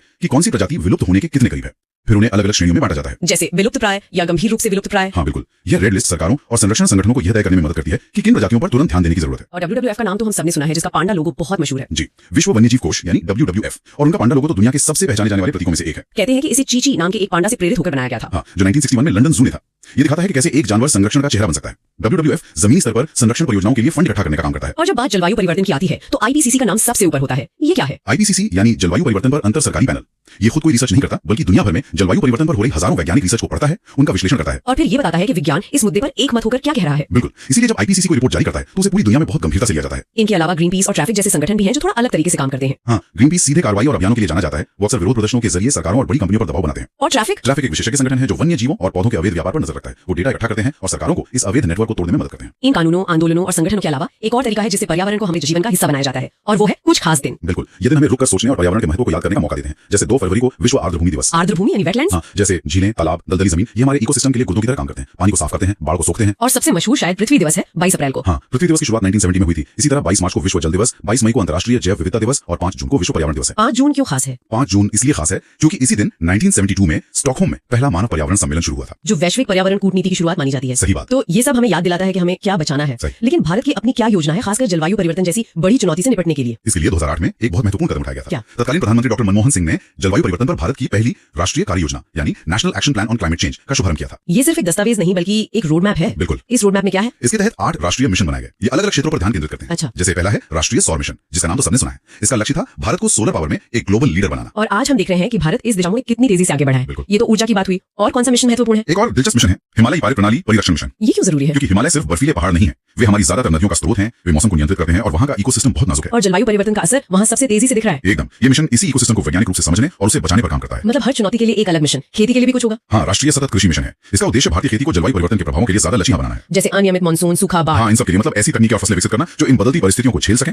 इसी तरह राष्ट्रीय हरित भारत मिशन का लक्ष्य देश में वन क्षेत्र को बढ़ाना है। ये सभी मिशन मिलकर जलवायु परिवर्तन की चुनौती का सामना करने की एक व्यापक रणनीति बनाते हैं। तो ये पूरी यात्रा है, कानूनों की नींव से शुरू होकर लोगों के आंदोलनों से ऊर्जा लेकर विशेष परियोजनाओं के जरिए जमीन पर काम करते हुए, और अब राष्ट्रीय योजनाओं के साथ भविष्य की तैयारी करते हुए। बिल्कुल। ये एक लगातार चलने वाली प्रक्रिया है। चुनौतियां बदल रही हैं और हमारे समाधान भी उनके साथ विकसित हो रहे हैं। यह कहानी भारत के पर्यावरण के साथ उसके रिश्ते के विकास की कहानी है। अब अगला टॉपिक देखते हैं, संयुक्त राष्ट्र संघ और अन्य प्रमुख अंतर्राष्ट्रीय संगठन। जी, संयुक्त राष्ट्र यानी UN। सबसे पहले यही सवाल उठता है कि इसे बनाया क्यों गया था? हाँ, मतलब दुनिया ने 2 विश्व युद्ध देख लिए थे तो एक शांति की जरूरत होती है। बिल्कुल। तो 1945 में जब ये बना तो इसका मुख्य उद्देश्य था अंतर्राष्ट्रीय शांति और सुरक्षा बनाए रखना। और ये नाम संयुक्त राष्ट्र अमेरिकी राष्ट्रपति फ्रैंकलिन रूजवेल्ट ने दिया था। जी, शुरुआत में सिर्फ 51 देश थे, लेकिन आज 193 सदस्य हैं। 193, और सबसे नया सदस्य 2011 में दक्षिण सूडान बना। हाँ, इसका मुख्यालय न्यूयॉर्क में है, लेकिन इसका काम तो पूरी दुनिया में फैला है। भाषाओं का क्या है? काम तो शायद अंग्रेजी और फ्रेंच में होता है। हाँ, संचालन भाषाएं वही 2 हैं, पर मान्यता प्राप्त भाषाएं 6 हैं। चीनी, अंग्रेजी, फ्रांसीसी, रूसी, अरबी और स्पेनिश। अच्छा, और इसके जो प्रमुख होते हैं महासचिव, पहले कौन थे? सबसे पहले थे नॉर्वे के त्रिगवेली, और अभी जो है वो पुर्तगाल के एंटोनियो गुटेरेस है। इसके झंडे की भी अपनी पहचान है। वो नीले रंग का झंडा जिसपे जैतून की शाखाएं हैं। जी, वो जैतून की शाखाएं शांति का प्रतीक है, और उनके बीच में दुनिया का नक्शा, मतलब वैश्विक एकता। चलिए अब इसके ढांचे पर आते हैं। इसके 6 मुख्य अंग हैं, है ना? हाँ, 6 मुख्य अंग हैं। महासभा, सुरक्षा परिषद, आर्थिक एवं सामाजिक परिषद, न्यास परिषद, अंतर्राष्ट्रीय न्यायालय और सचिवालय। और एक मजेदार बात यह है कि अंतर्राष्ट्रीय न्यायालय को छोड़कर बाकी 5 का मुख्यालय न्यूयॉर्क में ही है। अच्छा, तो अंतर्राष्ट्रीय न्यायालय कहाँ है? वो हेग नीदरलैंड्स में है, शायद ये दिखाने के लिए कि न्याय राजनीति के केंद्र से थोड़ा अलग रहे। ये एक दिलचस्प नुकता है। तो चलिए महासभा से शुरू करते हैं। इसे विश्व की लघु संसद भी कहते हैं। हाँ, क्योंकि इसमें सभी 193 सदस्य देशों के प्रतिनिधि बैठते हैं, हर देश एक वोट। तो ये तो बहुत लोकतांत्रिक हुआ। एक तरह से हाँ। इसका सत्र हर साल सितंबर से दिसंबर तक चलता है और इसके अध्यक्ष का चुनाव 1 साल के लिए होता है। और इसके मुख्य काम क्या है? इसके काम काफी महत्वपूर्ण है, जैसे नए देशों को सदस्यता देना, महासचिव की नियुक्ति करना और यूएन का बजट पास करना। अब आते हैं उस अंग पर जिसके पास असल ताकत है, सुरक्षा परिषद। दुनिया का पुलिसमैन। हाँ, दुनिया का पुलिसमैन। इसमें कुल 15 सदस्य होते हैं। जी 15, 5 स्थायी और 10 अस्थायी। और वो 5 स्थायी सदस्य हैं चीन, रूस, फ्रांस, ब्रिटेन और अमेरिका, जिनके पास है वीटो पावर। बिल्कुल। और ये वीटो पावर ही सारा खेल है। अगर इन 5 में से एक ने भी मना कर दिया तो प्रस्ताव वहीं खत्म, भले ही बाकी 14 सदस्य उसके पक्ष में हो। हाँ, यही इसकी सबसे बड़ी आलोचना नहीं है। ठीक है, अब अगला अंग आर्थिक एवं सामाजिक परिषद। इसके सदस्यों की संख्या 54 है और इनका कार्यकाल 3 साल का होता है। और इनकी बैठकें साल में 2 बार होती है, एक न्यूयॉर्क में और एक जेनेवा में। सही कहा। फिर आती है न्यास परिषद, जिसके बारे में अब ज्यादा सुनने को नहीं मिलता। क्यों? क्योंकि इसका काम एक तरह से खत्म हो चुका है। 1994 में प्रशांत द्वीप पलाओ के आजाद होने के साथ ही इसका काम पूरा हो गया। समझ गया। फिर आता है अंतर्राष्ट्रीय न्यायालय, ICJ। जी, इसकी स्थापना अप्रैल 1946 में हेग में हुई। इसमें 15 न्यायाधीश होते हैं, जिनका कार्यकाल 9 साल का होता है। और हर 3 साल में 5 न्यायाधीश रिटायर होते हैं ताकि निरंतरता बनी रहे। बिल्कुल, भारत से भी इसमें न्यायाधीश रहे हैं। पहले थे बेनेगल रामाराव और पहले अध्यक्ष बने थे नागेंद्र सिंह। ये भारत के लिए गर्व की बात है। और आखिरी अंग है सचिवालय। सचिवालय यूएन के रोजमर्रा के काम को संभालता है और इसके प्रमुख होते हैं महासचिव, जिनकी नियुक्ति 5 साल के लिए होती है। चलिए अब यूएन के कुछ और महत्वपूर्ण पहलुओं पर आते हैं, जैसे संयुक्त राष्ट्र मानवाधिकार परिषद। इसका गठन 2006 में हुआ था और इसका मुख्यालय है जेनेवा, स्विट्जरलैंड में। और सतत विकास लक्ष्य यानी SDGs, ये तो आजकल हर जगह चर्चा में रहते हैं। हाँ, 2015 में संयुक्त राष्ट्र ने 2030 एजेंडा के तहत 17 विकास लक्ष्य अपनाए। 17 लक्ष्य जैसे कि इसमें सब कुछ है, गरीबी खत्म करना, भुखमरी खत्म करना, अच्छा स्वास्थ्य, गुणवत्तापूर्ण शिक्षा, लैंगिक समानता, स्वच्छ जल, सस्ती और स्वच्छ ऊर्जा, अच्छा काम और आर्थिक विकास। जी, जलवायु परिवर्तन पर कार्रवाई, पानी और जमीन पर जीवन की रक्षा, शांति और न्याय। ये पूरा विजन है। ये तो एक तरह से पूरी दुनिया के लिए एक टू डू लिस्ट है। हाँ, आप कह सकते हैं। अब यूएन से थोड़ा बाहर निकलकर कुछ और बड़े संगठनों को देखते हैं। बिल्कुल। शुरुआत करते हैं अंतर्राष्ट्रीय मुद्रा कोष यानी IMF और विश्व बैंक से। ये दोनों 1944 में बने थे और दोनों का मुख्यालय वॉशिंगटन DC में है। लोग अक्सर इन दोनों के काम में कंफ्यूज हो जाते हैं। इसे ऐसे समझिए कि IMF एक तरह से अर्थव्यवस्था का इमरजेंसी डॉक्टर है, जो शॉर्ट टर्म लोन देता है। और विश्व बैंक विकास के लिए लॉन्ग टर्म लोन देता है, जैसे सड़कें, स्कूल, अस्पताल बनाने के लिए। एक डॉक्टर है तो दूसरा बिल्डर। ठीक है। अब बात करते हैं अंतर्राष्ट्रीय श्रम संगठन ILO की। ये 1919 में बना था। और इसका काम है श्रमिकों की स्थिति में सुधार लाना। इसे तो शांति का नोबेल पुरस्कार भी मिल चुका है। जी, 1969 में। फिर आता है विश्व स्वास्थ्य संगठन WHO, जो 1948 में बना, मुख्यालय जिनेवा में। इनका काम अंतर्राष्ट्रीय स्वास्थ्य की देखरेख करना है। फिर है यूनेस्को, 1945 में बना, मुख्यालय पेरिस में। ये शिक्षा, संस्कृति और विज्ञान के क्षेत्र में काम करता है। और ये विश्व धरोहर स्थल यानी वर्ल्ड हेरिटेज साइट्स की लिस्ट भी यही जारी करता है। व्यापार के लिए भी तो एक संगठन है। विश्व व्यापार संगठन WTO, ये 1995 में बना और इसका मुख्यालय भी जिनेवा में है। अब बात करते हैं रेड क्रॉस की। इसकी स्थापना तो काफी पहले हुई थी। जी, 1863 में हेनरी ड्यूनेंट ने जिनेवा में की थी और इसे 3 बार शांति का नोबेल पुरस्कार मिला है। 3 बार? ये तो बहुत बड़ी बात है। हाँ, फिर है इंटरपोल, जो अंतर्राष्ट्रीय पुलिस सहयोग संगठन है। इसका मुख्यालय फ्रांस के लियोन में है और ये रेड कॉर्नर नोटिस जारी करने के लिए जाना जाता है। बिल्कुल। अब आते हैं कुछ सैन्य और राजनीतिक गठबंधनों पर, जैसे नेटो यानी नॉर्थ अटलांटिक ट्रीटी ऑर्गेनाइजेशन। इसकी स्थापना 4 अप्रैल 1949 को हुई थी। मुख्यालय ब्रुसेल्स, बेल्जियम में। हाँ, और अब इसमें 32 सदस्य देश हो गए हैं। हमारे क्षेत्र में है सार्क यानी SAARC। जी, 1985 में बना, मुख्यालय काठमांडू, नेपाल में। इसमें भारत समेत 8 सदस्य देश हैं। और अब एक बहुत महत्वपूर्ण समूह है ब्रिक्स। ब्राजील, रूस, भारत, चीन और दक्षिण अफ्रीका। दक्षिण अफ्रीका तो बाद में जुड़ा था 2010 में। हाँ, और इन्होंने अपना न्यू डेवलपमेंट बैंक भी बनाया है। फिर आता है अमीर देशों का क्लब G7। जी, 1975 में बना। इसमें Canada, America, Britain, France, Germany, Japan और इटली हैं। लेकिन अब G7 से ज्यादा G20 की बात होती है। सही कहा। G20 में 19 देश हैं, साथ में यूरोपियन यूनियन और अब अफ्रीकन यूनियन भी। दक्षिण पूर्व एशियन के लिए भी एक संगठन है आसियान। 1967 में बना, मुख्यालय जकार्ता, इंडोनेशिया में है। इसमें 10 सदस्य देश हैं। तेल निर्यातक देशों का संगठन वो है OPEC, OPCC, 1960 में बना और मुख्यालय वियना, ऑस्ट्रिया में है। और वो आंदोलन जिसमें भारत की बड़ी भूमिका थी, गुटनिरपेक्ष आंदोलन। हाँ, NAM, शीत युद्ध के दौरान किसी भी गुट में शामिल न होने वाले देशों का समूह। इसका पहला शिखर सम्मेलन 1961 में बेलग्रेड में हुआ था। एशियाई विकास बैंक के बारे में बताइए। ADB 1966 में बना, मुख्यालय मनीला, फिलीपींस में है और इसके 68 सदस्य देश हैं। और एक है राष्ट्रमंडल यानी कॉमनवेल्थ। जी, 1931 में स्थापना हुई, मुख्यालय लंदन में है। इसमें वो 56 देश हैं जो कभी ब्रिटिश साम्राज्य का हिस्सा थे। बच्चों के लिए यूनिसेफ का नाम बहुत सुना है। संयुक्त राष्ट्र बाल कोष, इसकी स्थापना 11 दिसंबर 1946 को हुई थी। और पर्यावरण के लिए संयुक्त राष्ट्र पर्यावरण कार्यक्रम UNEP 5 जून 1972 को बना, मुख्यालय नैरोबी, केन्या में है। और आखिर में एक ऐसा संगठन जिसका मुख्यालय भारत में है, अंतर्राष्ट्रीय सौर संगठन ISA। इसकी स्थापना 2015 में हुई और इसका मुख्यालय हमारे गुरुग्राम, हरियाणा में है। जी, ये भारत की एक बहुत बड़ी पहल है सौर ऊर्जा को बढ़ावा देने के लिए। तो चलिए अगला टॉपिक देखते हैं, विभिन्न देशों की प्रमुख समाचार एजेंसियां। कहां से शुरू करें? भारत से करते हैं। हाँ बिल्कुल, भारत में देखिए कई बड़ी और महत्वपूर्ण एजेंसियां हैं। सबसे पहला नाम तो आता है PTI का। Press trust of India. जी, फिर है UNI यानी यूनाइटेड न्यूज ऑफ इंडिया। ये दोनों सबसे प्रमुख हैं। इनके अलावा भी तो हैं शायद, जैसे यूनिवाता और समाचार भारती। हाँ बिल्कुल, यूनिवाता, समाचार भारती, इंडियन न्यूज सर्विस और हिंदुस्तान समाचार भी हैं। भारत का मीडिया लैंडस्केप बहुत बड़ा है, तो यहाँ कई प्लेयर्स हैं। अच्छा, अब जरा पड़ोसी देशों और बड़ी शक्तियों की तरफ देखें। रूस का क्या है? रूस में मुख्य रूप से 2 नाम सामने आते हैं। एक है RIA नवोस्ती और दूसरा तास। तास तो बहुत पुराना नाम है, सोवियत काल से। जी बिल्कुल। और चीन की बात करें तो वहाँ एक ही प्रमुख एजेंसी है जो पूरी दुनिया में फैली हुई है, शिन्हुआ। ठीक है। और अमेरिका? वहां तो मीडिया बहुत स्वतंत्र माना जाता है। अमेरिका में 2 बहुत प्रसिद्ध है। एक तो है एसोसिएटेड प्रेस ऑफ अमेरिका, जिसे हम सब AP के नाम से जानते हैं। AP की खबरें हर जगह दिखती हैं। और दूसरी है यूनाइटेड प्रेस इंटरनेशनल यानी UPI। ठीक है। अब थोड़ा मध्य पूर्व की ओर चलें। ईरान की कौन सी एजेंसी है? ईरान की सरकारी एजेंसी का नाम है IRNA, IRNA। और ब्रिटेन? ब्रिटेन में 3 बहुत बड़े नाम हैं। एक तो है रॉयटर्स, जो खासकर बिजनेस न्यूज के लिए जानी जाती है। रॉयटर्स तो बहुत बड़ा नाम है। उसके अलावा द गार्डियन और डेली मेल भी हैं। ये अखबार होने के साथ साथ एक एजेंसी की तरह भी काम करते हैं। अच्छा, पाकिस्तान की एजेंसी का क्या नाम है? पाकिस्तान की एजेंसी है UPP और मिस्र की MENA। MENA। जी हाँ। ठीक है। अब यूरोप के कुछ और देश देखते हैं, जैसे इटली या जर्मनी। इटली की समाचार एजेंसी है ANSA, ANSA और जर्मनी की है DPA। और फ्रांस? फ्रांस की एजेंसी का नाम है एजेंस फ्रांस प्रेस, बिल्कुल। AFB भी कहते हैं। ये दुनिया की सबसे पुरानी एजेंसियों में से एक है। अच्छा, अब पूर्व की ओर देखें, जापान। जापान में 2 है, क्योडो और जीजी। क्योडो और जीजी। और इंडोनेशिया? इंडोनेशिया की है अंतारा और ऑस्ट्रेलिया की है AAP। ठीक है, कुछ और महत्वपूर्ण नाम जो हमें पता होने चाहिए। हाँ जरूर। फिलिस्तीन की समाचार एजेंसी है वाफा। वाफा। मलेशिया की बर्मामा है, नाइजीरिया की NAN और इजराइल की है ITIM। बहुत बढ़िया। तो ये तो होगी समाचार एजेंसियां। अब हम विभिन्न देशों के सरकारी दस्तावेजों पर नजर डालते हैं। ये बड़ा दिलचस्प टॉपिक है। हाँ, ये बहुत दिलचस्प है क्योंकि इनके नाम रंगों पर रखे गए हैं। बिल्कुल। तो शुरुआत करते हैं ब्लू बुक से। ब्लू बुक जो है वो ब्रिटिश सरकार की रिपोर्ट होती है। किसी भी सरकारी विषय पर जो उनकी आधिकारिक रिपोर्ट होती है उसे ब्लू बुक कहते हैं। ठीक है, तो ब्लू मतलब ब्रिटेन और ग्रीन बुक? ग्रीन बुक 2 देशों से जुड़ी है, इटली और ईरान। इन दोनों की ही सरकारी रिपोर्ट को ग्रीन बुक कहा जाता है। अच्छा, ये मजेदार है कि 2 अलग-अलग देश एक ही नाम इस्तेमाल कर रहे हैं। जी। फिर आता है व्हाइट बुक। व्हाइट बुक तो 3 देश इस्तेमाल करते हैं, पुर्तगाल, चीन और जर्मनी। इन तीनों की ही सरकारी रिपोर्ट व्हाइट बुक कहलाती है। पुर्तगाल, चीन, जर्मनी। ठीक है। और orange book? Orange book Netherlands सरकार की रिपोर्ट है। ये रंग उनकी राष्ट्रीय पहचान से जुड़ा हुआ है। हाँ, ये तो है। फिर है येलो बुक, ये फ्रांस सरकार की सरकारी रिपोर्ट है। Yellow book France. और ग्रे बुक? ग्रे बुक भी 2 देश इस्तेमाल करते हैं, बेल्जियम और जापान। बेल्जियम और जापान। ठीक है, इसमें 2 और नाम बहुत महत्वपूर्ण है। एक तो है व्हाइट पेपर। हाँ, व्हाइट पेपर थोड़ा अलग है। ये ब्रिटेन और भारत सरकार दोनों ही किसी खास विषय पर जब कोई रिपोर्ट जारी करते हैं तो उसे कहते हैं। मतलब एक तरह का प्रस्ताव पत्र होता है पेपर। इसके तो नाम से ही साफ है। हाँ, जब 2 या 2 से ज्यादा सरकारें मिलकर कोई संयुक्त रिपोर्ट जारी करती हैं तो उसे जॉइंट पेपर कहते हैं। ठीक है, तो ये हो गए सरकारी दस्तावेज। अब इस चर्चा का आखिरी और शायद सबसे रोमांचक हिस्सा देखते हैं, दुनिया की प्रमुख खुफिया संस्थाएं। बिल्कुल, यहाँ भी शुरुआत भारत से ही करते हैं। हाँ। भारत में 3 संस्थाओं का नाम अक्सर लिया जाता है।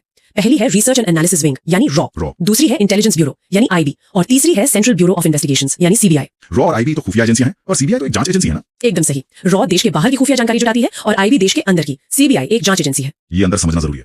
ठीक है, अब रूस की बात करते हैं, KGB। हाँ, KGB। हालांकि अब ये अपने पुराने रूप में नहीं है, पर ये नाम आज भी बहुत मशहूर है। इसका पूरा नाम था कोमिते गोस्टोदरस्टवेनुई बेजोपासनोस्ती। बहुत मुश्किल नाम है KGB। ठीक है। हाँ। अमेरिका की कौन सी है? अमेरिका की 2 मुख्य है, सेंट्रल इंटेलिजेंस एजेंसी यानी CIA और फेडरल ब्यूरो ऑफ इन्वेस्टिगेशन यानी FBI। इनका अंतर भी रॉ और IB जैसा ही है? बिल्कुल। CIA बाहरी मामलों को देखती है और FBI घरेलू मामलों को। ठीक है, फ्रांस की एजेंसी का क्या नाम है? फ्रांस की एजेंसी है DGSE। इसका पूरा नाम है directorate general de la Sécurité Extérieure। DGSE। और इजराइल की तो बहुत ही ज्यादा प्रसिद्ध है, मोसाद। हाँ, मोसाद अपने खास ऑपरेशनों के लिए दुनिया भर में जानी जाती है। बिल्कुल। पाकिस्तान की कौन सी है? पाकिस्तान की एजेंसी है इंटर सर्विसेज इंटेलिजेंस, जिसे हम ISI के नाम से जानते हैं। ISI। और ईरान की एजेंसी का नाम था सवाक। क्रांति से पहले ये हुआ करती थी। अच्छा, ये पुरानी एजेंसी है। मिस्र की कौन सी है? मिस्र की खुफिया एजेंसी है मुखबरात।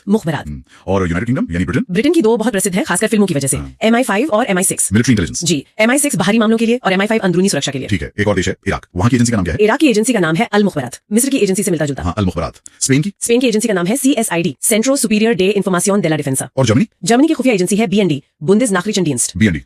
और जापान? जापान की है नाइचो।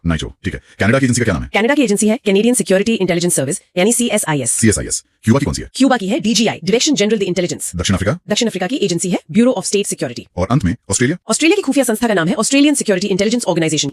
तो आज हमने देखा कंप्लीट स्टैटिक जीके का पार्ट 1। उम्मीद है ये वीडियो आपको पसंद आया होगा। तो वीडियो को लाइक एंड शेयर करें। ऐसे ही और इंटरेस्टिंग वीडियो देखने के लिए द स्टडी जोन को सब्सक्राइब जरूर करें। बहुत जल्द मिलते हैं स्टैटिक जीके के पार्ट 2 के साथ। नमस्कार।